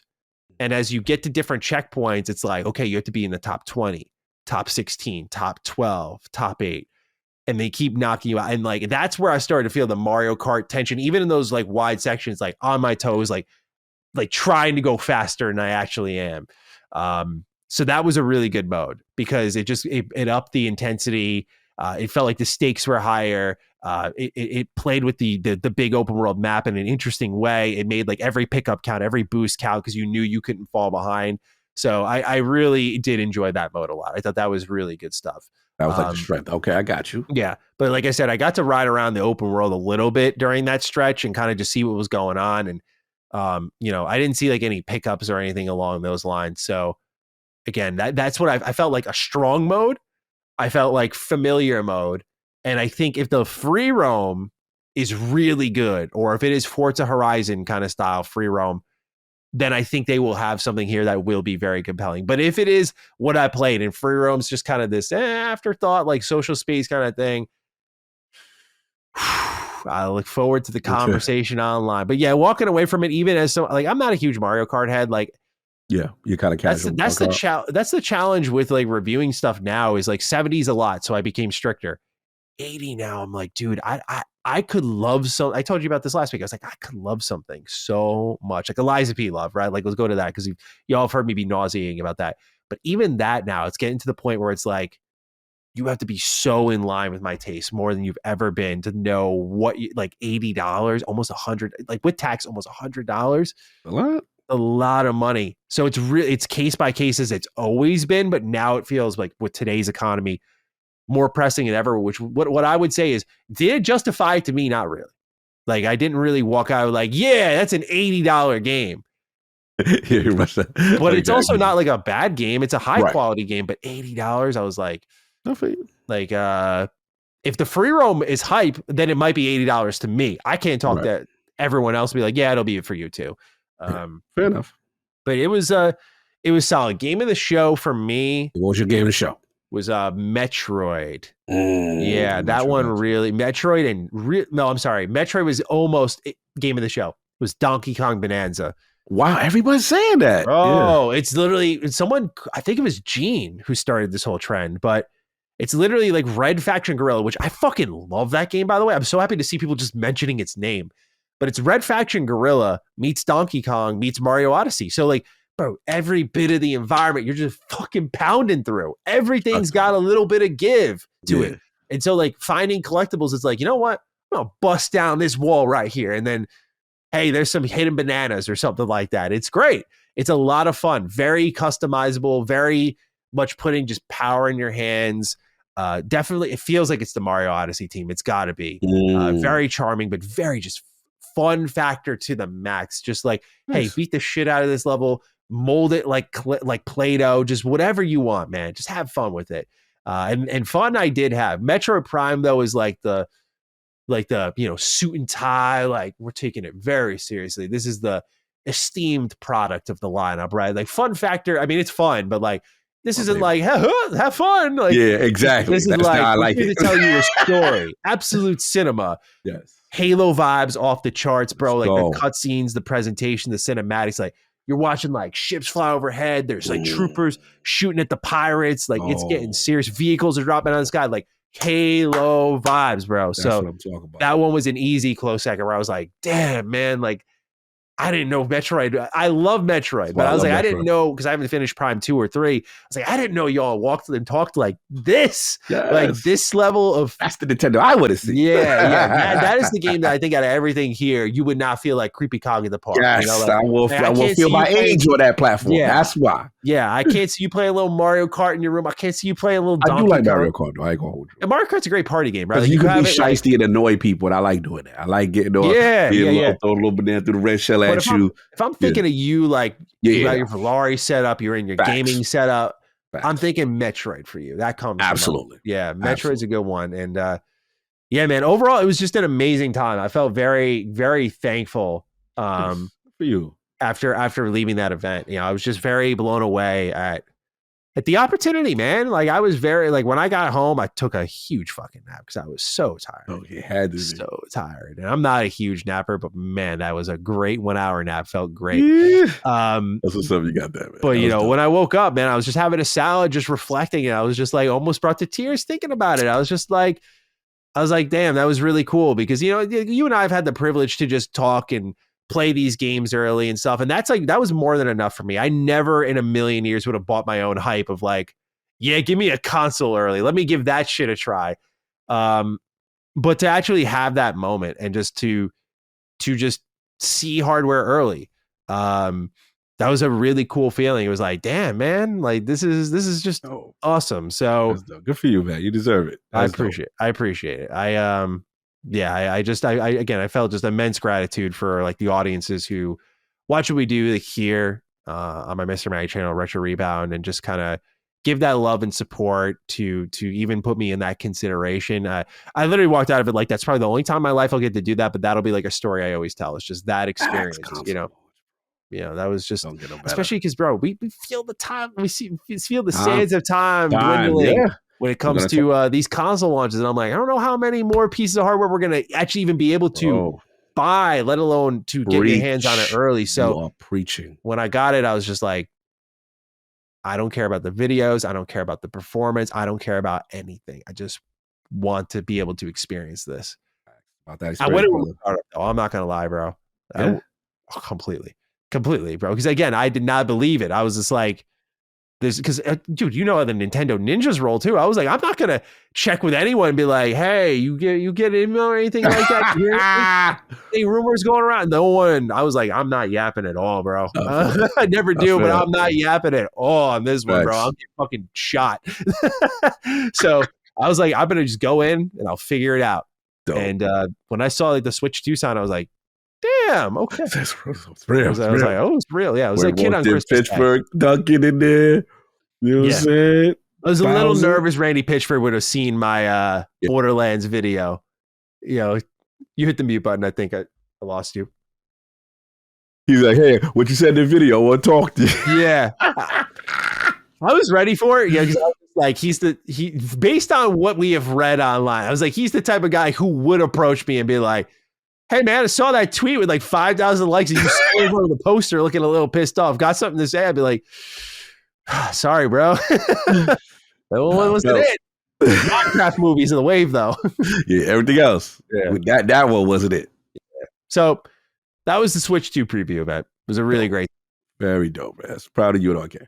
Now on to the major news for our show. Xbox gets the summer showcase announced today, at least as we record this, April 9th. Again, Xbox is really looking out for the Dukes here. Just nice timing on this announcement. Good work, team. Xbox Game Showcase followed by Outer Worlds 2 Direct airs June 8th, as written on the Xbox Wire. They say make some space on your calendar. The Xbox Game Showcase 2025 will be live streamed on Sunday, June 8th, starting at 10 a.m. Pacific, 1 p.m. Eastern, 6 p.m. UK time, following the footsteps of the 2023 Starfield Direct and the 2024 Call of Duty Black Ops 6 Direct. This year, we will again have a double feature with the Xbox Game Showcase immediately followed by the Outer Worlds 2 Direct. It all begins with our annual game showcase, bringing you an upcoming look at upcoming titles across our first-party studios, in addition to incredible new titles from our third-party partners across the globe. This year, the show will be digital only. Our live stream will bring you everything you need to know about what's next for Xbox, no matter where in the world you are watching. Immediately following the showcase, the Outer Worlds 2 Direct will bring you inside the walls of Obsidian Entertainment, revealing new gameplay details and developer insights straight from the people making the sequel to the award-winning first-person sci-fi RPG. You'll be able to enjoy our June 8th double feature through a variety of outlets in over 40 languages, as well as in American Sign Language, British Sign Language, and English audio descriptions. You can find it on YouTube, Twitch, and Facebook. All right, Cog. We also got 10 minutes, 11 minutes of Outer Worlds 2 gameplay. Mm-hmm. We'll start off with the Xbox Summer Showcase announcement, though. What are our thoughts? What are our feelings? Sorry. Thinking Obsidian. Outer Worlds 2 gets a lot. It's I believe we both predicted. So it's Hollywood time for Outer Worlds 2. What's the feeling here? You know, we had candidates like Gears of War E-Day floating around. I think Fable was the easy bet when it was originally a 2025 title. Mm-hmm. So everything falling in favor of Obsidian these days, they get the slot. What's our feelings looking at this? I was wrong. I think as much as I love Outer Worlds, I thought maybe they wouldn't give it the heavyweight slot. Because I'm like, all right, this is a card game. This is, we love part one. We know that there's going to be a glow up. This door's going to get crazy. We're going to get into that gameplay in a minute. But, I'm like, all right, we're in a world where Fable initially we thought was coming out this year, right? So we're like, okay, that's a de facto slot. So once that's slipped into 2026, we're like, all right, what can take the slot? So the next logical heavyweight choice was Gears E-Day. You know what I'm saying? Now, I was of the mindset that, I don't necessarily believe it. It should be, even if it is very like push that joint back, I think it's too much in a year, especially in a world where at the top of the year, we got the Ninja Gaiden, 4 announced. And then they were saying they're coming in 2025, right? So I'm like, wow, this got really packed. So that was my mindset. So then it left Outer Worlds, which is the de facto choice, versus what I thought might happen, which was good old Call of Duty again. And as much as I love Black Ops, and it was a fantastic reveal, you had to do it to let the world know Game Pass is the place to play it. Xbox is associated with, I get it. And I think Phil came out immediately during last time showcase to announce that this is where it's at. They wanted the world to know. But I was worried that this ABK deal would make it an every year Call of Duty. Now, I didn't want that. So listen, man, I'm happy the People's Champ got this, man. The People's Champ got this. I didn't know if Obsidian would get this. So look, now I got to transition right into obviously what we saw, because it seemed like it was lined up between IGN, and I was in IGN first. 11 minutes gameplay. Do you want me to get into that now? You want me to save those bars for a little bit later? Yeah, get into it. Yeah. Bro, first thing off the top, that UE5 glow up is glistening. Animations, character models, that world, that skybox where they were walking across, it looked like approaching some type of bridge structure. I'm looking at the map, the mini map, showing the enemies and stuff like that, looking very highly detailed. They use some scanner thing to check invisible enemies. Obviously you see your companion energy, classic Obsidian lines and dialogues, hilarity with the voice acting. I'm already transported into it. And then I'm seeing, the gunplay. And I'm like, You looking like you stepping up there. A little FPS action, a little fast pace. All right. I need to see more, but I loved what I saw. So I was kind of like, yeah, I'm feeling much better about this situation. And Outer Worlds 2 looking, I know it's early, it's just one snippet, but I liked what I see. So I'm actually surprised they let them IG do this now, because I figured that would be something you want to show then. So how big is it? Right? Mm-hmm. How much do they want to get into it? So I think these are all good questions, but I love what I said. But the last thing I want to say is just about the showcase thing in general. And I know me and you talked, before you was the one that broke the news, and I'm kind of waking up seeing all the news. And I have to be honest, I have feelings. And look, most people know, I'm a Sega kid turned into an Xbox kid. But one of the things that really solidified Xbox fanship with me or fandom is the actual Xbox Fan Fest. And, to see that this is a digital only event will mark a change. Will mark, hey, we're not doing an in-person event. And look, I get the logistics. Who am I to talk about a corporation's money and how much things cost and they need to? But there's a part of me that is hurt by this, because one thing that you could always say as being a fan of the platform, right, is that you look forward to this meeting, a congregation, and being into this showcase or these reveals. Even if it was being in the theater, it was about getting the community together, the people who are fans of the platform, right? And now celebrating this moment and then Xbox, to their credit, made themselves very accessible. All the executives, all the developers, all there, taking your feedback in real time, shaking hands, kissing babies. And this was the thing, like, don't get me wrong, I don't want to disrespect any other fandom. Like, I know PlayStation had PlayStation Experience for a little bit, right? Yeah. And they did it for a couple of years, but then they stopped for a long time. Right? Hollywood. Exactly. Like, one thing you could count on Xbox was that they were going to do something for their fans, their loyal, die-hard base. And I can't help but feel, Maddie, I'm just going to tell you how the feeling is. The feeling feels like since the business update, and the 4 games have gone over, you have now prioritized these other markets. Yes, you have gotten very bougie, and I get it. You're chasing your bag, you're trying to survive. But I can understand how the core Xbox console die-hard guy will feel. Now, granted, they have the numbers. They would say, Carl, you overblowing it. We only had 100 people last year, or 500 people, whatever, last year. And it's not the demand that you think it is. And look what, Carl, E3, no one's doing E3 anymore.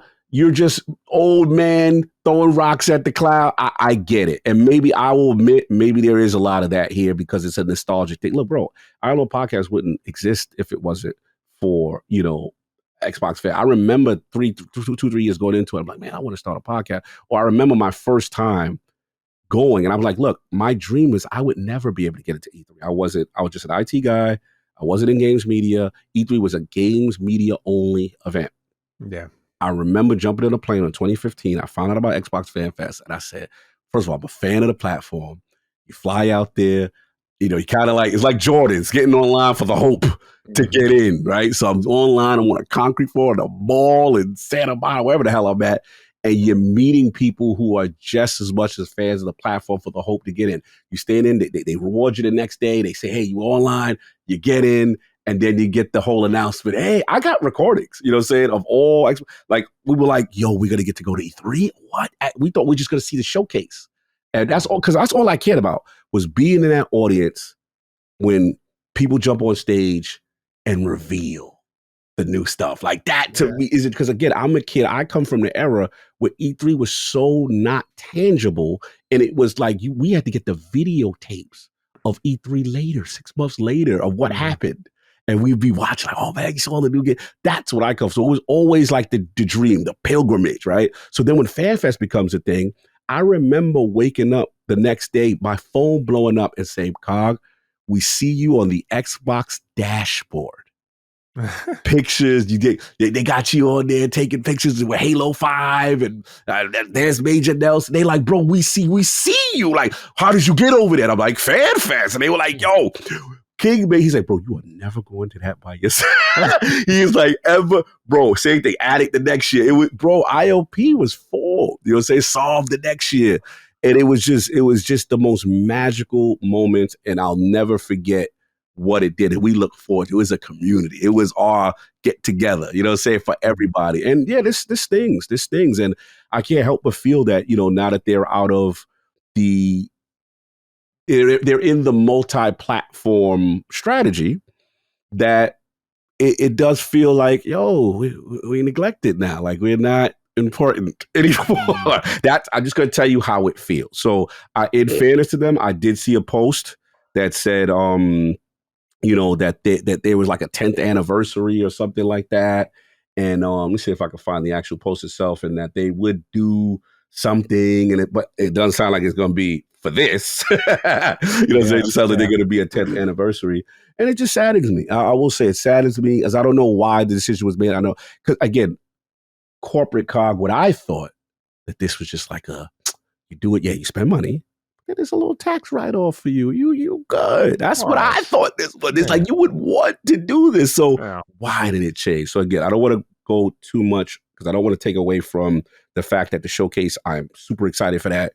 I can't wait to see what's going on. They're going to have a ton of games. Like the last 3 showcases from Xbox, let's be real, on fire. Like no one's doing showcases better. Like it's just not even close. Everything from developer direct to the summer, it's like, lock it in, bro. Lock it in. Great. I have no concerns. Bro, they're going to have stuff that we don't know about. We're going to see games that we want to see stuff about, most likely. And then, you know, ultimately, that ultimate Hail Mary potential with some games. So many. Remember last year, bro, I remember sitting there seeing Expedition 33 and saying, this game got a Game Pass? Are you kidding me? That could have been a PS5 exclusive. You could have told me, and I'd have been like, yeah, I get that. I see why Sony locked that one down. It was that kind of energy. They just been off. I remember when we saw, you know, the Personas and the Yakuza for the free, again, it's always a thing for them. So I know they're going to kill it. I'm not worried about that. I just wish that they would reconsider as far as, and I just hope that the agency hasn't shifted to other regions as opposed to the United States region. So that's my rant. I had to get my little sad old man thing out my chest. You guys are the established base, as they like to call you. You know, you're the guarantee. You'll always be there. And now you've been treated as such. Yeah, we've been shown you watch it on TV too. Sad days for the hardcore. But enough about that. What about the announcement? I'm curious about how we feel about Outer Worlds 2 with the heavyweight slot. Let's up the energy. How we feeling? Man, it's an interesting feeling, because I'm excited for Obsidian. You know, this is a great way to just continue to put them on the map as like the premier Xbox studio, who just like nothing's really stopping them. At the same time, it feels like there might be, based on what we at least saw of the IGN first gameplay, because there's no reason why you do IGN first and you pull the lid off this thing we're just now under 2 months to go, and you like kind of just showed us the game. Yeah, strange. And the gameplay wasn't very great in a lot of ways. Looked great, but like playing it, like I was like, this is like, we're doing this now. Slow. Yeah, why was he moving? He was very methodical, the person who was playing. Yeah, like very, vibey, kind of vibey. Yes. Out, looking at the sky. I'm like, no one plays like this. No one plays like that. I'll do that. I'll do my slow walk every now and again. But, yes. Otherwise, no. But yeah, I just, there's something about it that kind of feels like this is what we could do to get a double feature off. Otherwise, it creates that underwhelming feeling like, oh, we're just having a showcase this year, which, by the way, is more than enough. But that's the vibe I kind of got from it, because, we did hear about those candidates. Like, again, Fable was the lock this year. Fable was 100% plan A when it was originally going to be a 2025 game. Whether it's like internally, that was super ambitious and it was never going to happen. At least on a fan perspective, a consumer perspective, that was your biggest game this year. That was the 2025 date. It slipped. Something else has to step in. E-Day felt like a pretty interesting one. I wonder if we still see that here. I think we do. But Outer Worlds kind of just feels like, well, now this is what the best we can do, because I'm excited as hell for Outer Worlds 2. But it definitely feels like it kind of just fell into that slot a little bit. Right. I give you that. Yeah. But I'm not getting strong energy from Outer Worlds. Are we feeling whelmed? We feeling are you going through a Val trauma? Because remember, oh no, I like the Val law more than you, so I'm worried. Like, have we lost a little bit now? Like, No, it because was this like was your baby. This was the one I you were honestly telling me. think I would have been excited knowing the showcase is coming, and I didn't see the IGN first gameplay. Oh, okay. Yeah, I feel you. I actually agree with you. I kind of feel like that. I immediately got the bubble popped. I'm just like, all right, it's more Outer Worlds. Like, I love Outer Worlds. Cool. Yeah. All right, like, what are we doing for 30 minutes now after the show? I don't.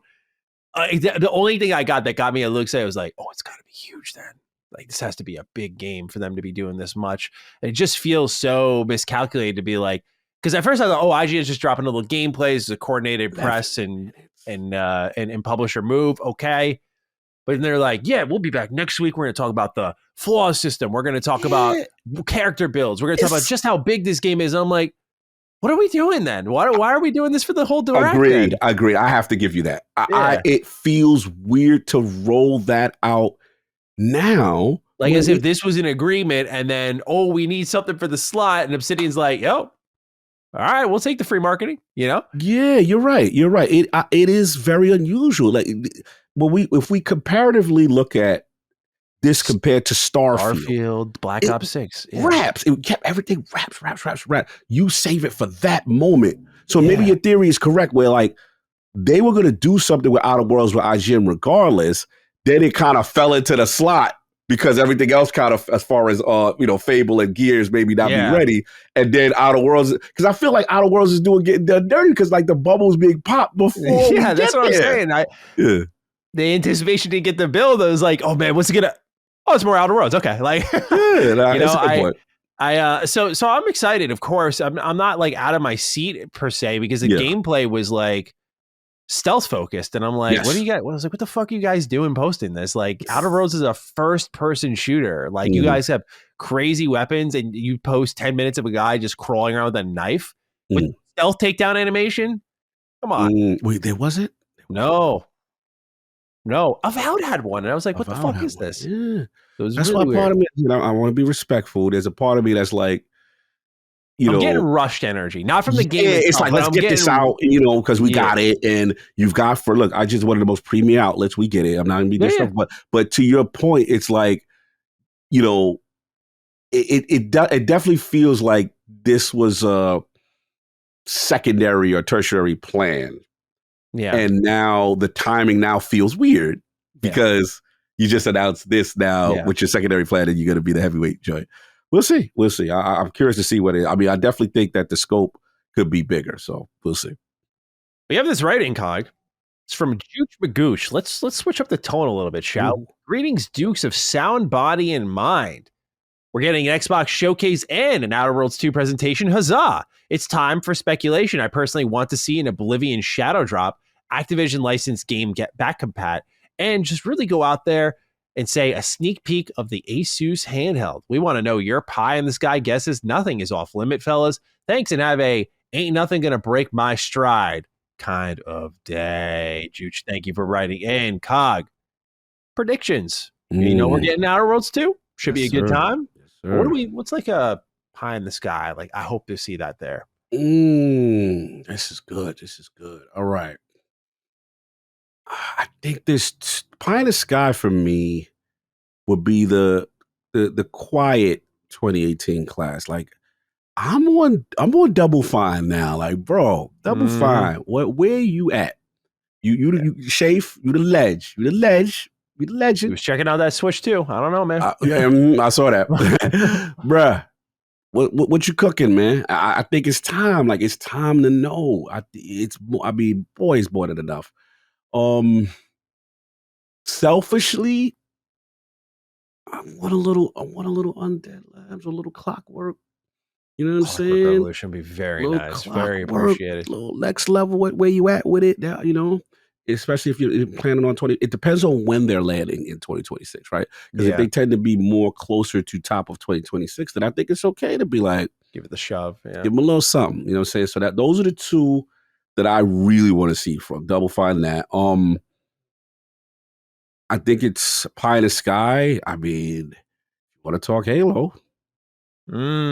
If you want to start getting some blood pumping back again, slowly let's bring the patient back to life. You know what I'm saying? Like, let's see what you've rebranded yourself, right? So it's a good time, in my opinion, to have some verbiage about the future of what makes you Xbox, right? And obviously, you want to put it other places.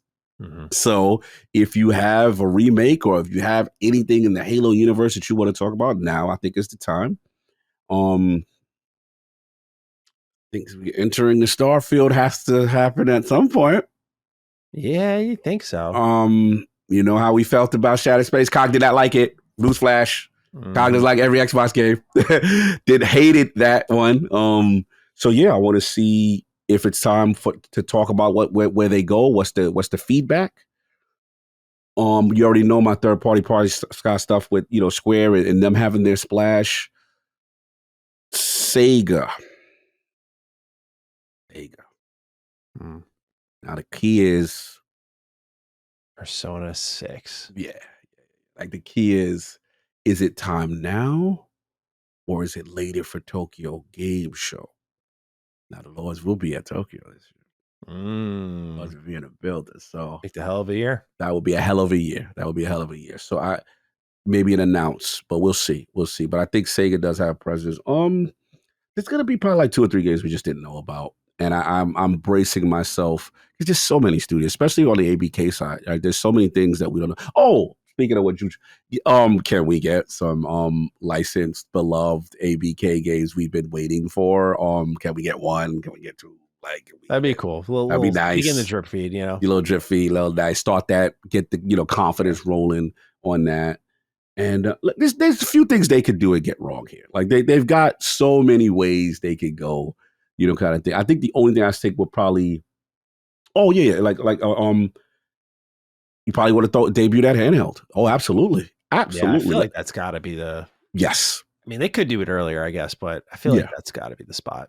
Hardware focus, get the hardware bros to calm down, right? Get us to calm down that you still committed and this, that, and the third. Show that. Yeah, that'll be a play there. So I'm keeping it conservative for now. I'm just spitballing. But they've got so many ways they could go. I would be shocked, that we don't hear from at least 3 to 4 titles we didn't know about, or potential Game Pass deals of stuff that we don't know about in the vein of a Expedition and stuff like that. But that's what I'm going for right now. If anything else goes about like that, but what you got? What you got for your pie in the skies? What does Maddie? I feel we got to make Maddie smile. I don't see the smile come out no more, man.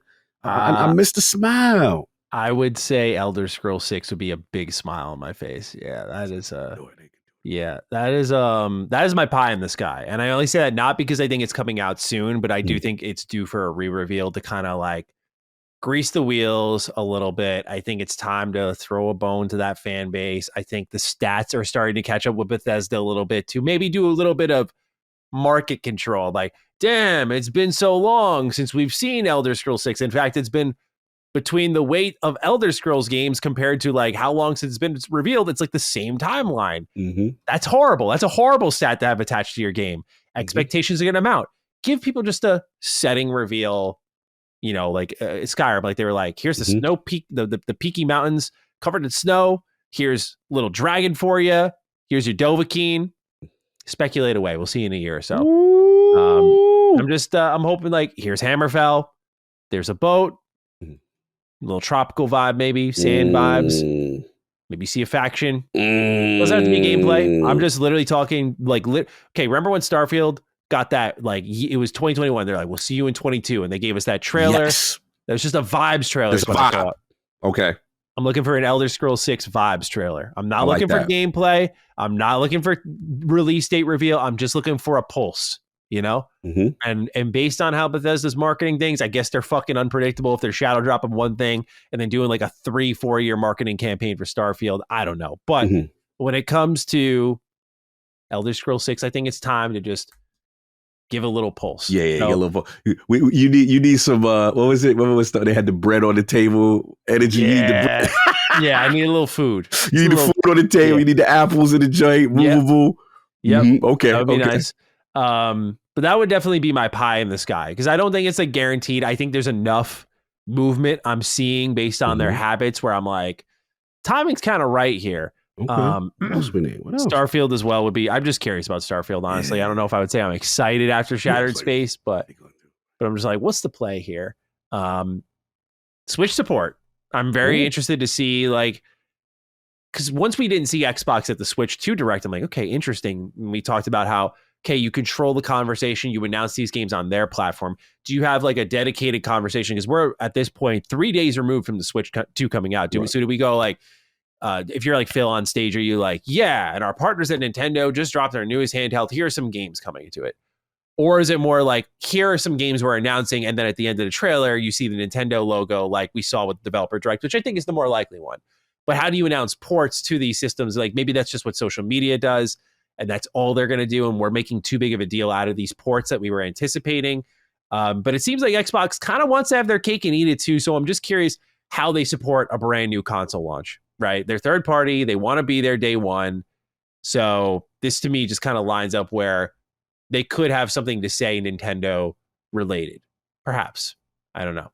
Okay. That would put a nice smile on my face. Clockwork Revolution would as well.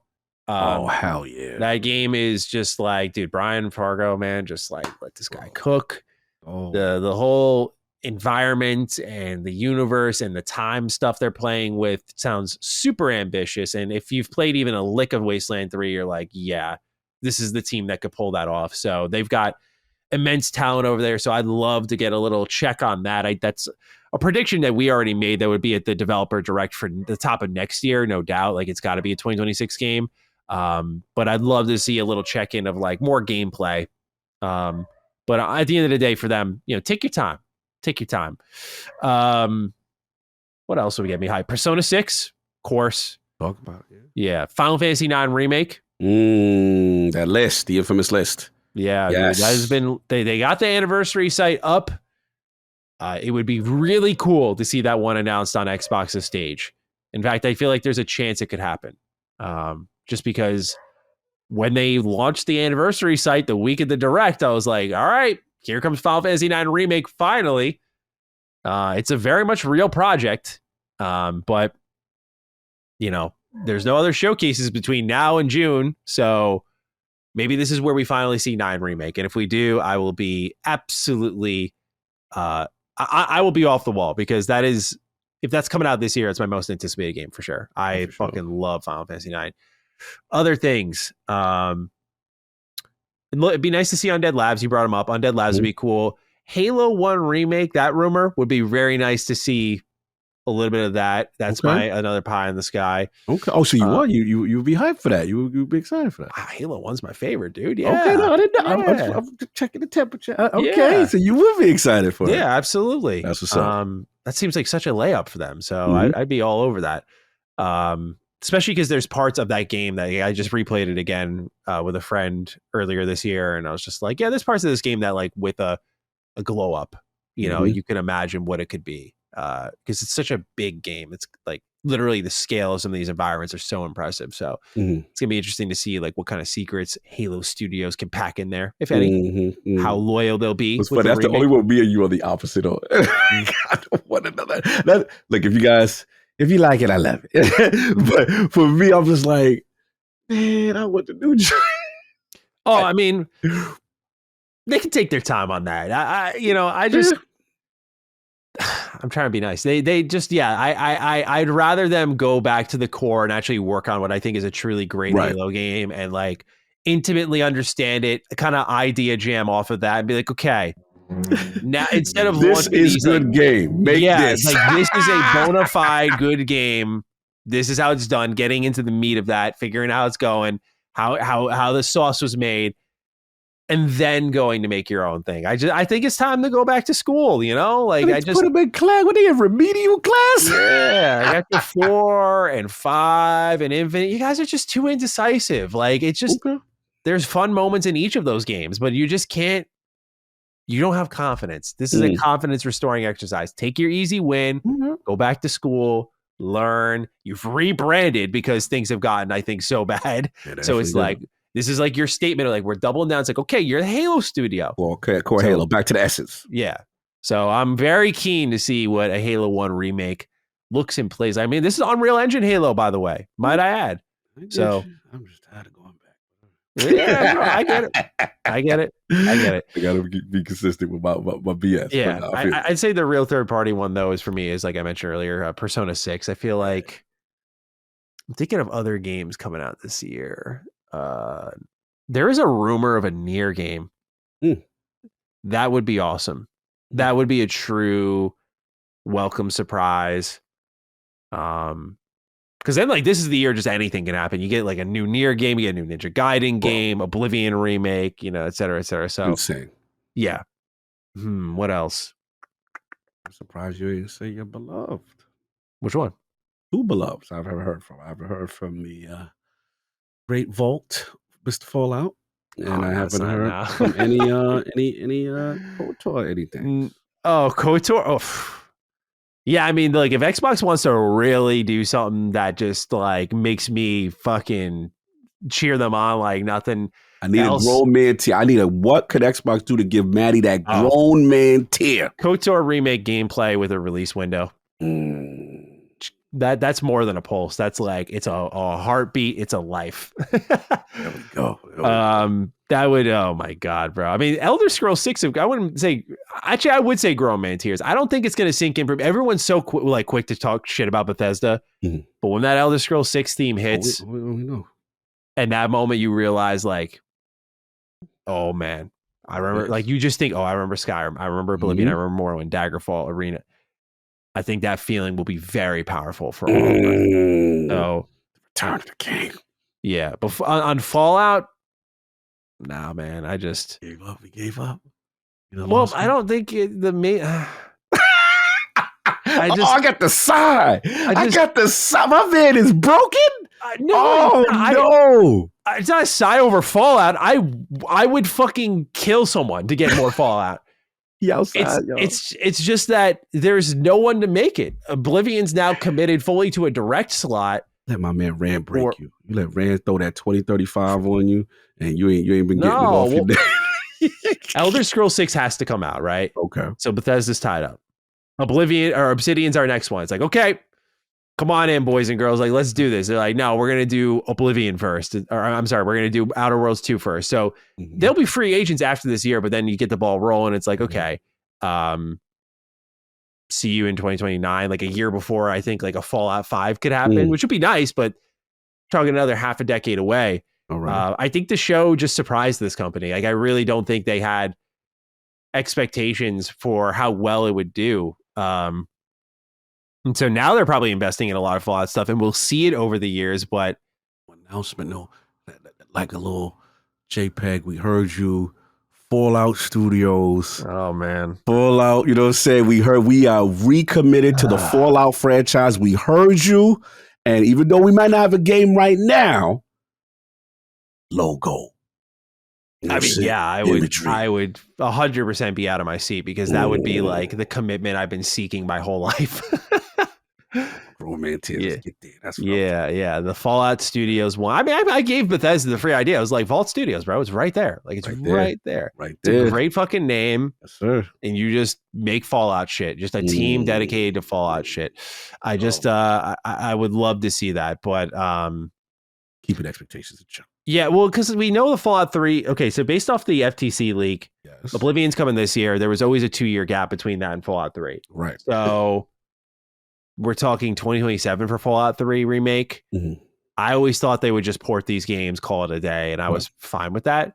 But it seems like they might be doing more. So that's also the pressure, is like, if I see Oblivion remake and it's amazing, I'm going to be like, yo, imagine Fallout 3. I think that Fallout 3 does have a better chance of just being a better remake, because like first person shooting sensibilities being updated is like a huge quality of life. Like true aim down sights is like a huge quality of life. Like there are things that they can do with Fallout 3 that make it way better. So I'm willing to wait for that if that's the route they're going to go with it.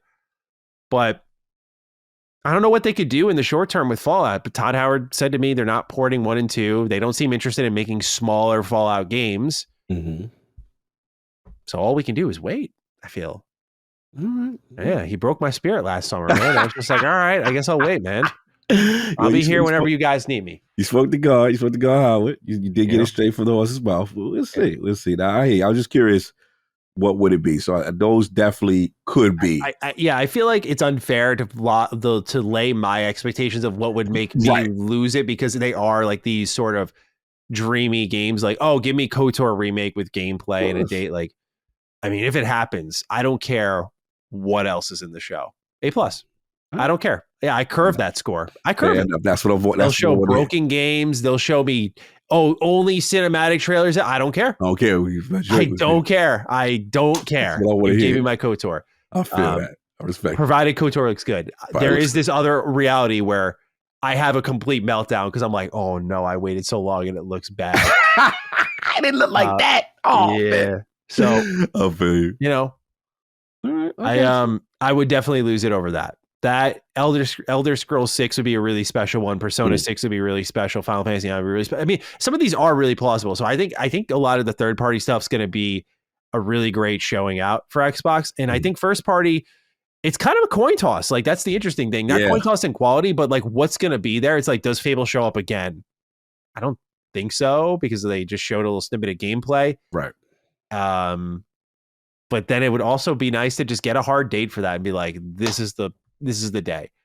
But they've done it so many times. So it's like, it's like Fable was the one I was most looking forward to this year, where I was like, yeah, punch it. But when it got delayed, I was like, fuck, that sucks. That's like wind out of my sails energy. So, Gears would be nice. Would love to see more E-Day. Oh yeah.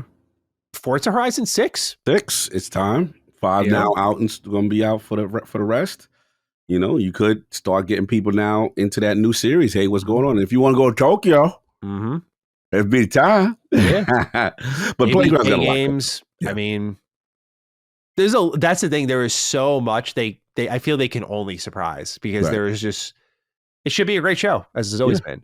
Groma and Tears, though, that list is very short. But Xbox, you got the keys to the castle. It looks like PlayStation, let it all go. Yeah. And so you just got to pick up that marketing deal. Absolutely. Talk to Tim Willits. Awesome dude. Be like, hey, man, Saber, what's going on? Saw you got that KOTOR remake in the building after you left Embracer Group. What's going on there? And, Tim's got to be tired of reconfirming over and over that, like, oh, yeah, we're still working on it. Yep, everything's still in development. Nothing's been canceled. Like, just show it, brother. Yeah. All we got is is Revan activating his lightsaber. That's it. Show the damn game, man. How you feel about that? For I forgot one of my gromans is that's why I'm kind of still bitter with Ubisoft. Like, where's the Splinter Cell remake? Bro?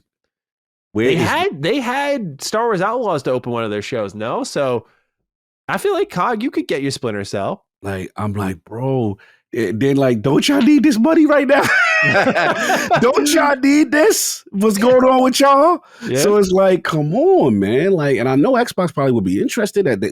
It's the same thing. Heritage? Yeah, the Heritage, the KOTOR, and Splinter Cell as Xbox exclusive. This is what made me buy the platform. I betrayed Metal Gear. I was out here shooting my gun at Kojima. Well, I don't need you. I got Sam Fisher. What's up? I got Mike Ironside. What's up?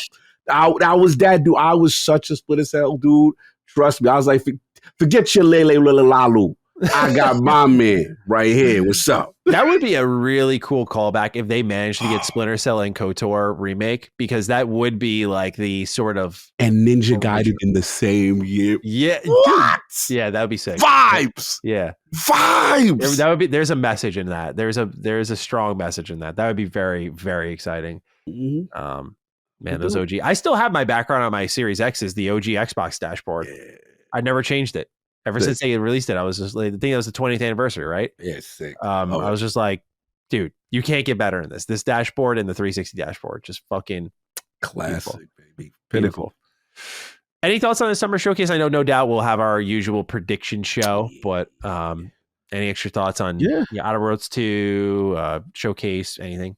No, I'm excited. Look, we know it's coming. We know the announcement. This is early. Usually, we get this about later. I feel like later or like top of May. They're getting it out there early. I just think they got a ton. They're sitting on a ton, and it's just going to be who's ready, how they categorize it, the third parties and stuff. But all jokes, like, I am really excited to see what's ready to go. And I think they're going to surprise.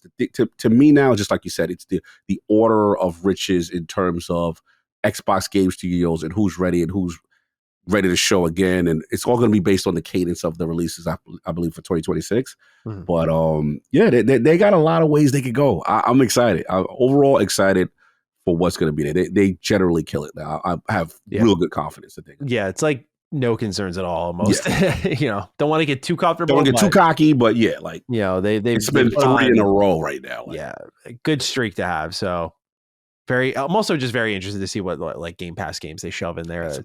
Because that's always the more interesting part is when you see something you're like, damn, like Expedition is a great example that you brought up earlier. I'm just like, I saw it, I was like, man, they got that on Game Pass. Like that was high budget JRPG. Like, okay, I'm in.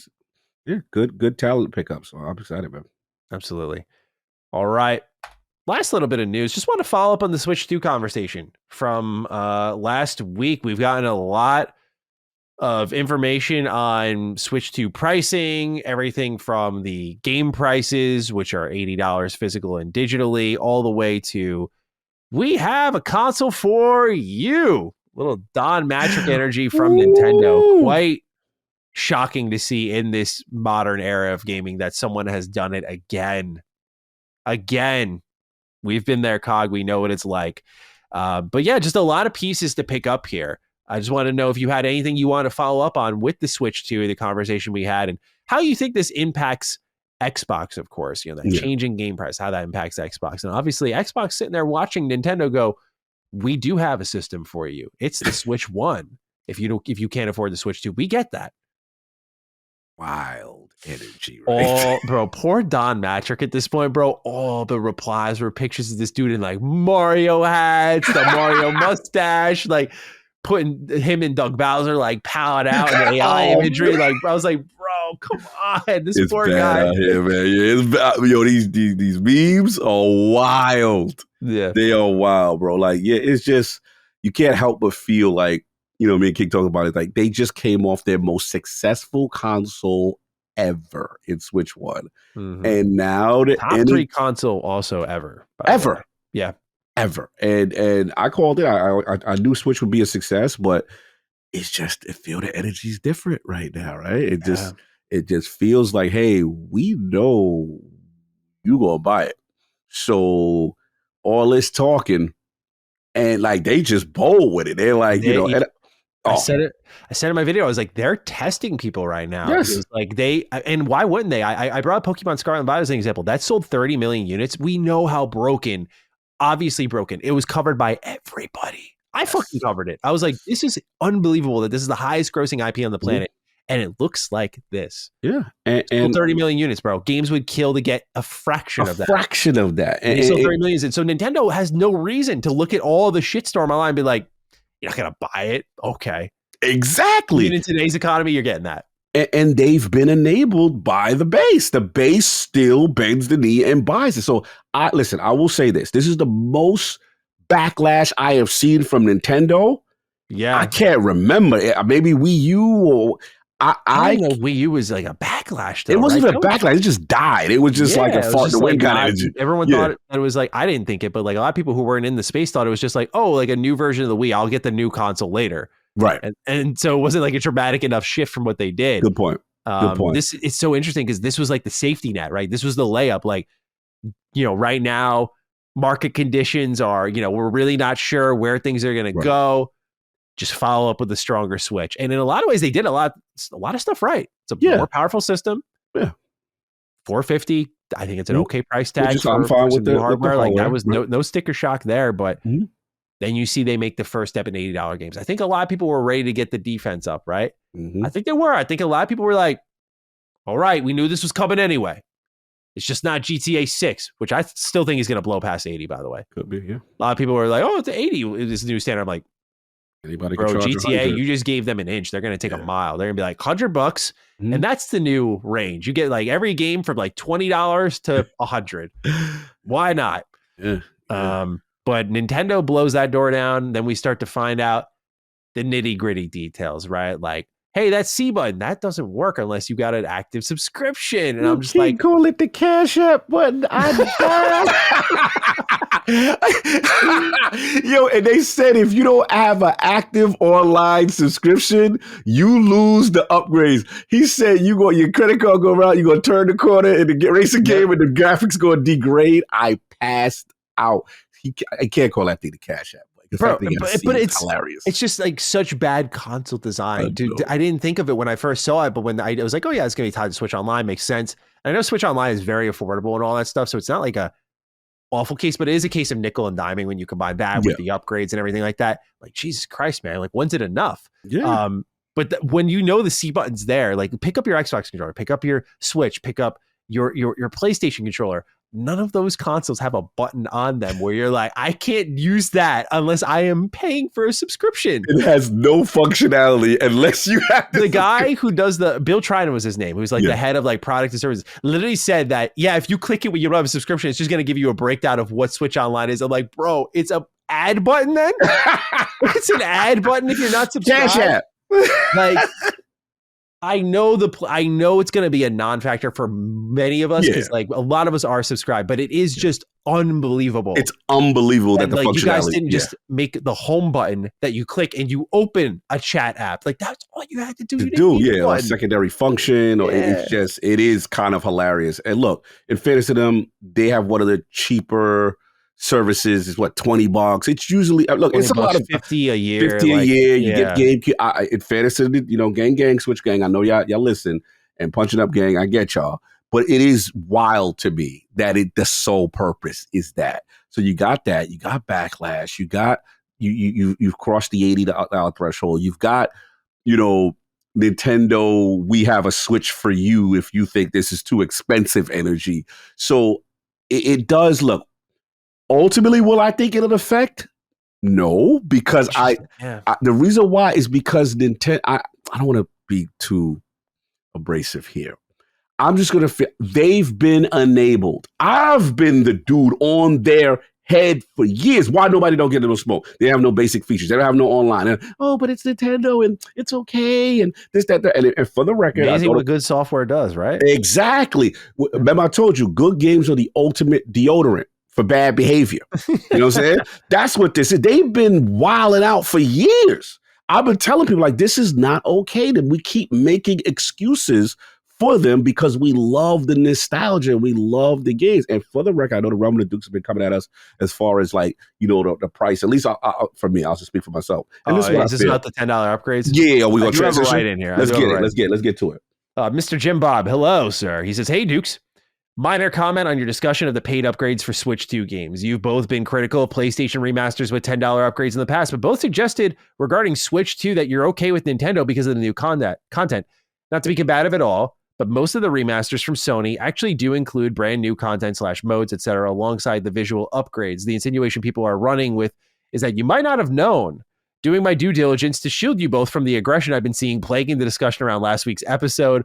Also wanted to shout you out, both of you out, and the rest of LSM for quickly for inspiring me to kick up my own games coverage and podcasting after full-time writing at IGN after 4 years. Much love, Dookie boys. That's awesome, man. Congratulations. Shout out to you, Jim Bob. Salute. Now, thank you for shielding us from the wild. Yeah, we appreciate it. I mean, there was no saving me, bro. I was getting fucking slaughtered. They on us.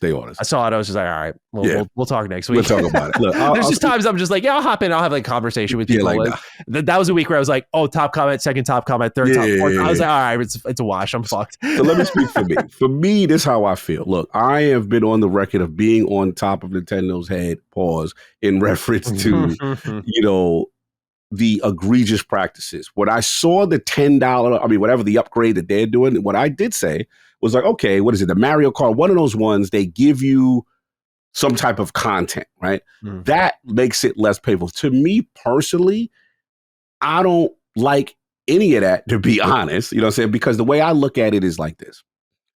It would be like, I got a game and I got a PC, right? And I'm playing this game.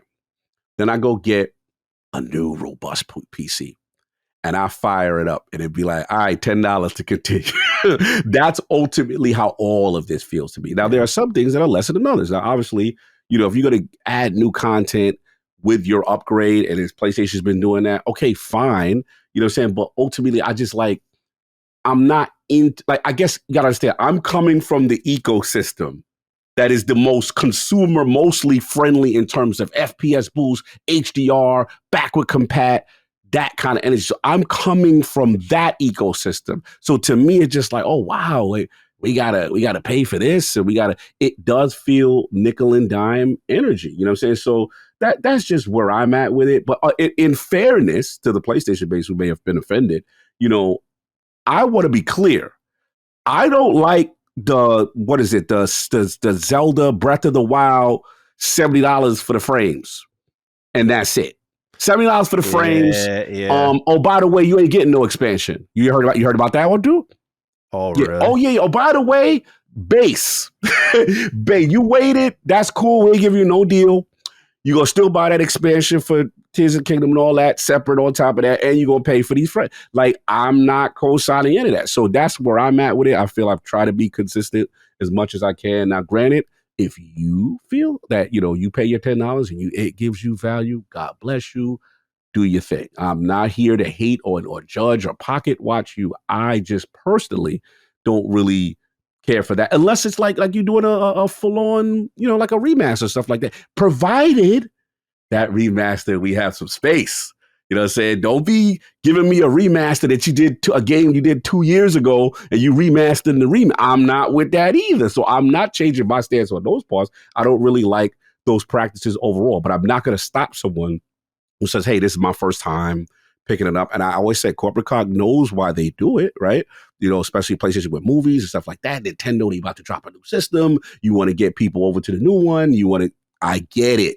I just said, me personally, I don't particularly like it, but I'm only speaking for me. I'm curious how you feel on this whole situation. I know this is a point of contention. Oh yeah, a little bit.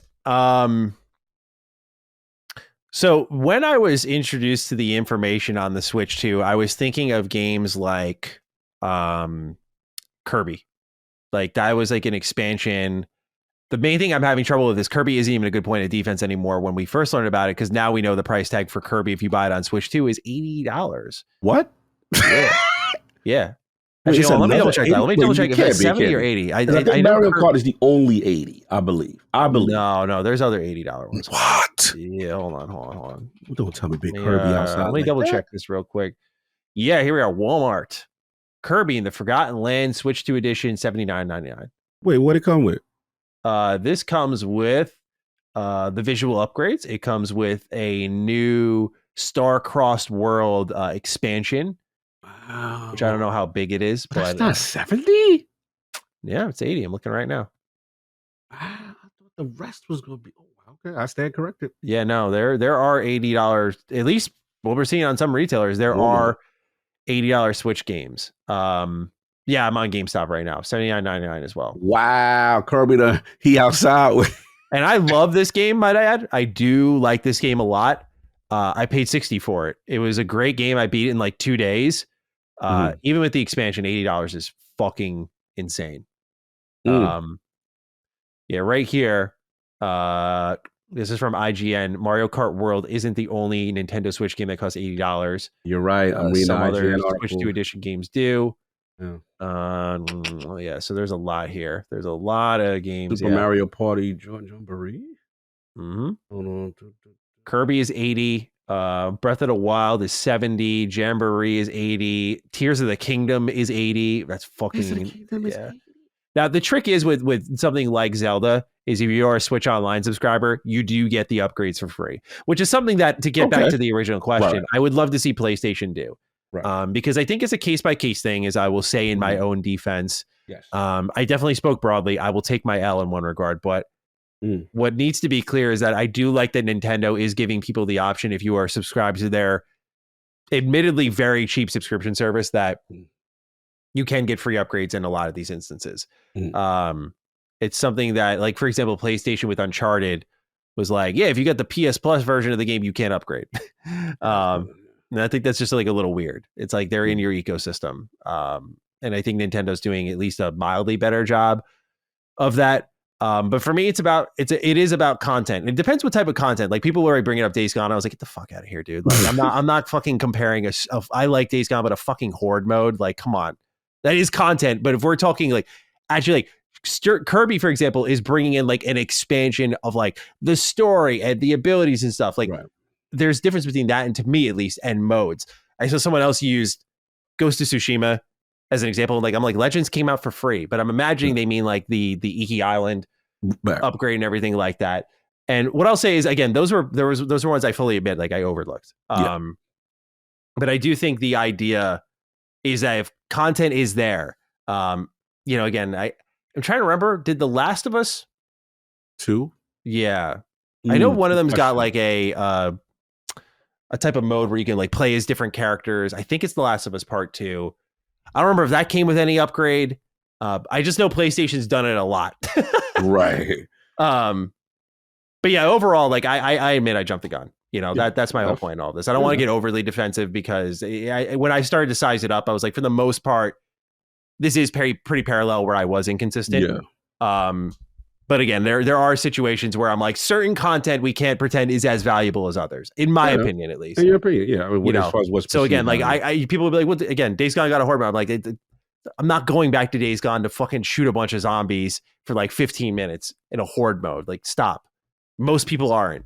I would come back to Kirby for like more story content. Like that is the difference there. Mm-hmm. Like actual maybe the term I should have used is meaningful content. Like Death Stranding, that upgrade with the director's cut seemed meaningful, even if the $10 was a little annoying. At the time, it was new to us, so I think it got a little bit of extra backlash. But that was meaningful. It like added true, like more combat stuff, more tools, more of that stuff that people thought was missing from the first game. So, got you. That stuff felt meaningful. But I can't act like, even if I know it took time and effort, Last of Us Part 1 upgrade, I'm just like, no, nope. You just remastered that. Like, nope, I'm okay. You're good. You're good on that. So yeah, that's where, again, it's case by case. I will get the blowback anyway, because I know people are going to not take that answer. I know how it goes. But if you just need the too long didn't read, I take my L in certain areas. Yo, you look, man, at the end of the day, again, the value is in the eye of the beholder, right? And for you want what I consider like more substantial content that adds on to the core and gameplay experience, as opposed to the vibe I'm getting from you, as opposed to some like a side mode kind of thing that's very low. I don't say low effort is a strong word, but it's not exciting. It's not going to get me back in. It's good for the player, maybe even. It's good for the player, maybe, who's like, I've never played this before. I'm going to try it now. Right. Like, okay, you got everything now. Go have fun. For me, though, if I'm looking at like the upgrade that pulls me back in. Yeah, give me an upgrade that pulls you in. Yeah, I think like Kirby is a decent example of that. I think Death Stranding's a decent example of that. Like those ones where it's like, this is meaningful. This addresses like it also can address complaints. Like Death Stranding. Death Stranding address a lot. Yeah, that what you're going. Did address a lot of my concerns, where that's where I at least started to make my jokes about it in a more like not serious way. So yeah, like I think that's what it can also do. Yeah. I'm trying to remember. I should look it up just so I don't speak too out of pocket. But I don't remember what Ghost of Tsushima's upgrade included. Let's see here. I'll just type in Ghost of Tsushima $10 upgrade. Yes. What is the $10? What did our $10 get us? Let's see where our $10 break it down. Got us. Top post is on Reddit. Cannot find the $10 PS5 upgrade anywhere. Tom's Guide. Ghost of Tsushima's $10 PS5 upgrade is a fair price, so quit complaining about it. Oh, whoa, Maddie. Whoa. All right, let's see what we got here. What we got. Controversy brewed because Ghost of Tsushima on PS4 owners do not get a free upgrade to the native PS5 version. Instead, owners must pay $10. This has become a minor inconvenience the internet has latched onto and declared unfair, but in reality, $10 is not an unreasonable price for some small but very welcome improvements to the game. What are said improvements? Breaking down the cost. Come on, give me the... Yeah, what's the improvements? We got to get to that. At the start of July, Sony announced that Ghost of Tsushima Director's Cut for both PS4 and 5. The flagship featured this refreshed version of the popular open-world samurai game, is the Iki Island expansion, which adds a new location to explore and new quests to complete.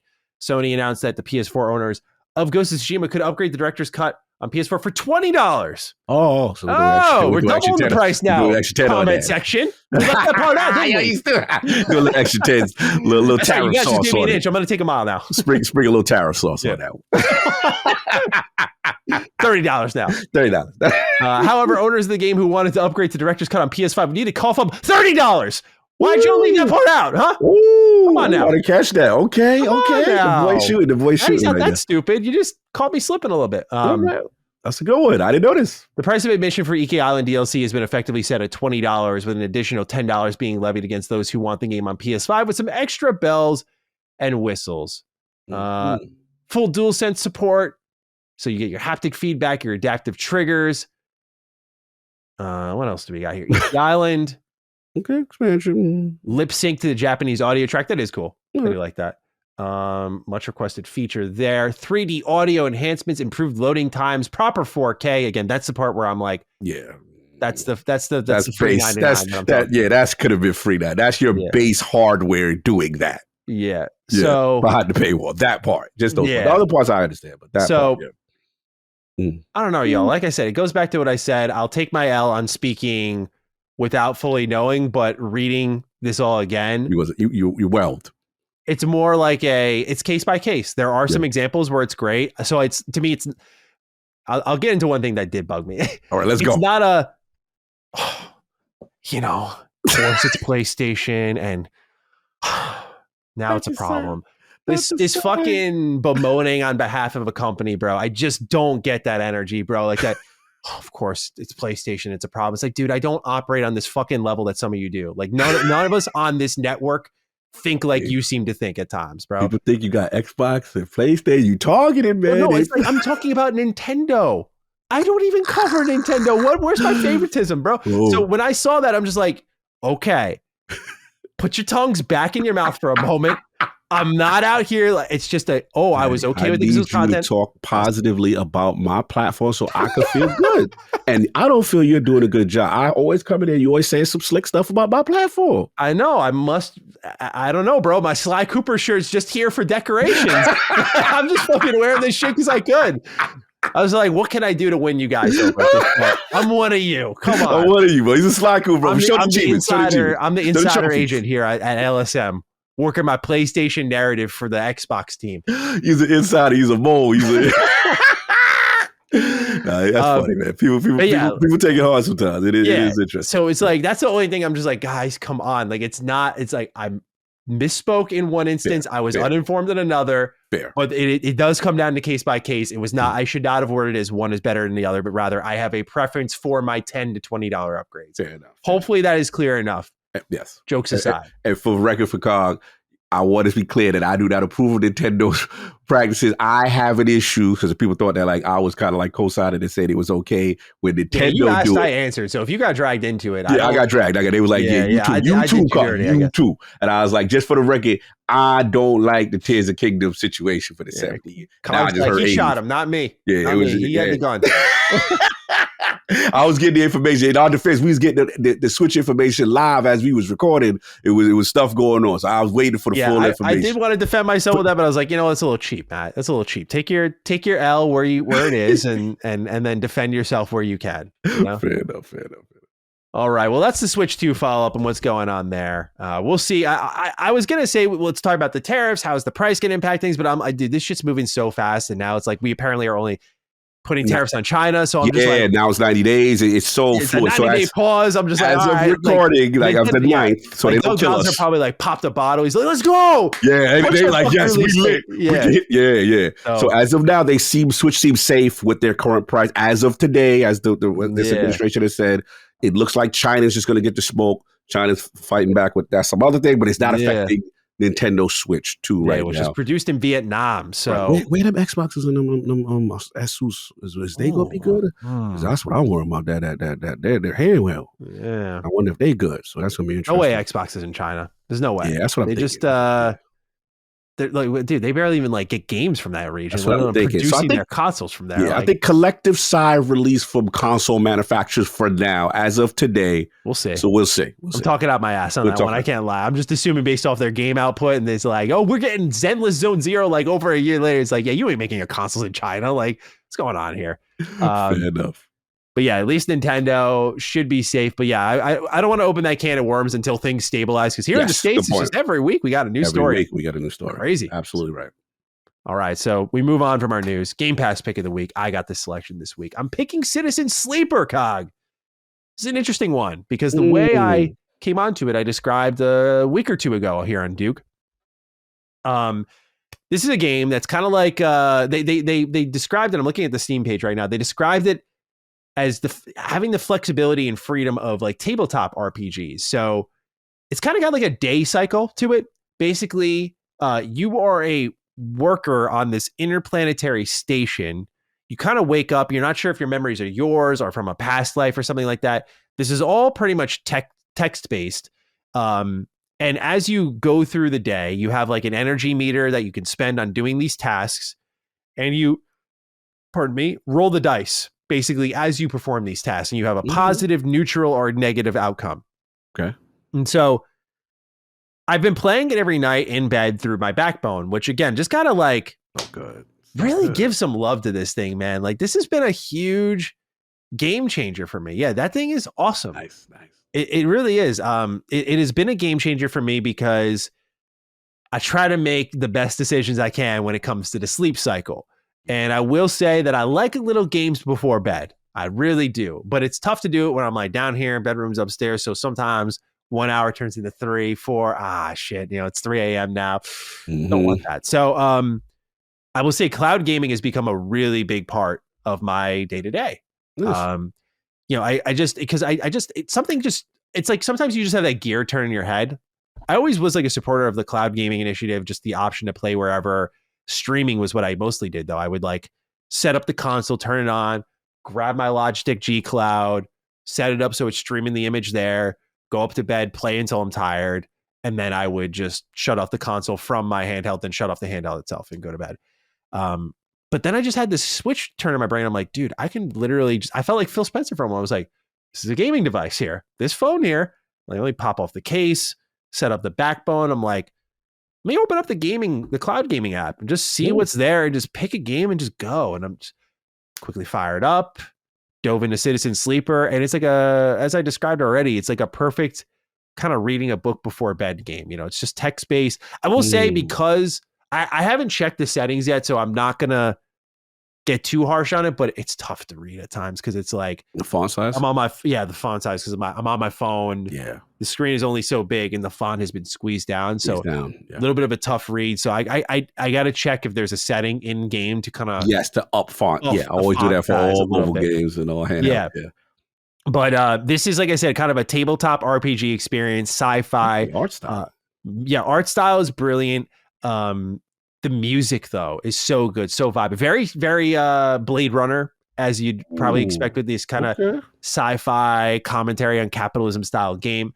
But yeah, you're basically here on this station. Someone's coming for you. You don't really have a why to anything, though. Like, someone's coming for me. I don't know why. I don't have my memories. I don't know why. Someone wants to help me. I don't know why. I need to like eat my food to keep my energy up. At least I kind of know why to that. There's just a lot of question marks, and the game just really lives in this ambiguous space and expects you to like spend hours with it kind of in the unknown. And so I'm about like 4-ish hours in, and it's starting to unpack. I'm starting to understand. Once it clicks, you start to understand. You're like, okay, I'm getting it. But I will say maybe not for everybody because it is so text-based. There is no like gameplay. You're just kind of rolling dice for things. So like some guy will be like, my patience is running thin with you. Like, I need your help. Like, I helped you out getting out of this crate. I need your help, like, checking out the inside of this ship because it just docked here. We don't know what it is. And so, like, each day you get a set of dice, and it's like, okay, I'm going to roll the dice, do the action within the ship. And as you have positive outcomes, it kind of fills this, we'll call it like a time wheel. And when it's full, you've completed that task. And so then you go back and, like, the story with that individual progresses. And so you're kind of escaping your past, and as they describe here on the Steam page, escape your past and change your future. And it's just been a great cloud game. Like, since there's no reaction times or anything, you're just tabbing through dialogue, making dialogue choices, and rolling dice. You're just kind of letting it play out. So it's a good like hour before bed type of game. Apparently, it's like 10 hours long.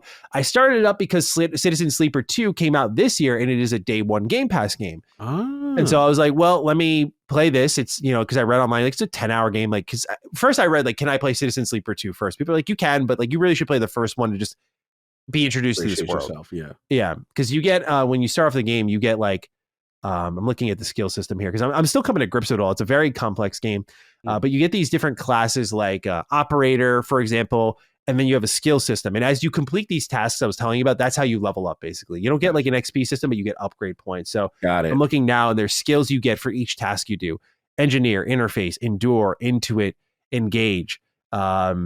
And so, for example, here with interface, it says like there's a chance to gain cryo on interface actions. Agent nodes give double data rewards. That's something I just learned about as well. Is there's this like whole new like visor almost that you put on, and it changes like and you can see the data nodes throughout the entirety of this space station, and you can like investigate and unpack bits of lore and information happening in the background. It's complex in a lot of ways. It's very much just like those who are like tabletop nerds, role-playing nerds, reader nerds who kind of like this sort of experience. You're going to get that here. It's a very smartly made game, just very tight, really small usage of assets when you think about it. It's just a bunch of menus and text, some character portraits, and you have this one 3D model that's just going up and down this space station. Really brilliantly made. And so I'm curious to check out Citizen Sleeper 2 once I'm done with this one, but I'll kind of give updated thoughts on what we're playing as I chip along at it. But yeah, just a little bit of a more unorthodox Game Pass pick of the week for me here. I like it. I like the look of it. The fonts kind of remind me of the Altars, which I love a lot. Something about fonts and certain art styles I'm very attracted to. And I do like this look. So you have my attention. Yeah. Yeah. I don't know if it's something everyone should like sprint out for, because again, it's very case by case, but the way I'm playing it now might make it better for you. You just fire it up on cloud gaming, give it a shot for an hour, see what happens. Like a little bit of gaming before bed. Again, that backbone. Yeah. I gotta say, it really, really impressed me. I had one for a while. Then Xbox, when they sent the new one to us, I was just like, okay, let me give this a try again, because the one they gave me was a USB-C, so it doesn't work on my phone. Gotcha. Because I don't have that version of the iPhone yet. So I went back to my old one, and I was like, damn, dude. So I just leave it by my bed now. It's just like when I want a game before bed, if I don't want to read, it's like plug that in. I have it in my backpack too. Yeah, like, I can't take it with me, man. Because again, it's just I want to give it the travel test. Have you done that yet? That's the thing. I was supposed to, and I was like, damn, I would have really put it in a fall where I'm going off of 4G. 5G. That's what I want to see. Yeah. Because right now everything has been in a controlled. I got Wi-Fi 6 in my house. You know, of course it's amazing right here. Yeah. You know what I'm saying? I want to know that real world condition. And I've yet to do. I think probably next week I have an appointment.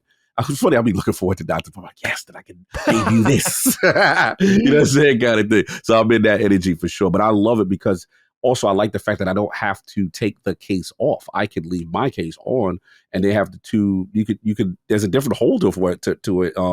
To handle big cases, because I have the Galaxy S24. I did see that. Yeah. And I love extra, it. Yup, the extra grip is like boom, boom, done. I'm like, yes, I don't even have to do it. So yeah, I'm excited to test it out. Right on. So that's my Game Pass pick of the week, ladies and gentlemen. And with that, Cog, it's time to wrap this one up. Sir, what do we use for the hashtag this week? Showcase. Randy, or we want to save showcase? Because we usually do that as we but show usually have a theme for us. We could do showcase DD, right? Yeah. This is a showcase show. Yeah. You know, showcase DD. I like that. DD. Yeah. We use the hashtag showcase DD. I'm at Jesus7 Status on Twitter. Cog is at Lord Cogneo. You can find us there. Use the comment section down below if you don't hop on social media. Hashtag showcase DD. Let us know your thoughts on the episode. Cog, any closing words as we get on out of here? Yeah, games. Good show, as always. How we kill it. The Dukes doing anything. Shout out to the Rumble. The Dukes being funny and hilarious. Yes. They was putting it in today. And April is here. Oh, boy. April is here. Everyone take a breath. Make your calendars. Make your planners. Create that free time.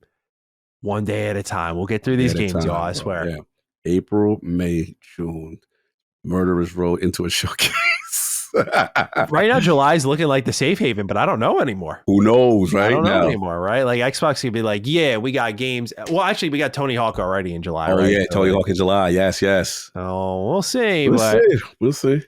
Nonetheless, ladies and gentlemen, we'll be here to talk through all those games as they come out month after month with you. Let us know your thoughts again on the episode down below. Hashtag ShowcaseDD. And we'll talk to you next week for episode 224 of Defining Duke and Xbox podcast. Peace out. Defining Duke, an Xbox podcast, is a product and trademark of Last Stand Media and Collins Last Stand LLC, and is recorded from the United States of America. The show is conceived by Matthew Mr. Matty Plays Schroeder and me, Colin Moriarty, and is written and produced by Matthew Schroeder. Matty's co-host is Barry Lord Cognito Eversley. Defining Duke's executive producer is Dustin Furman. All of Last Stand's theme music is by Ramon Narvaez. As you know, all of Last Stand Media's shows, including Defining Duke, are fan-funded on Patreon at patreon.com/laststandmedia. The following names are at the producer support level on Patreon, and we're thankful for your kindness and generosity.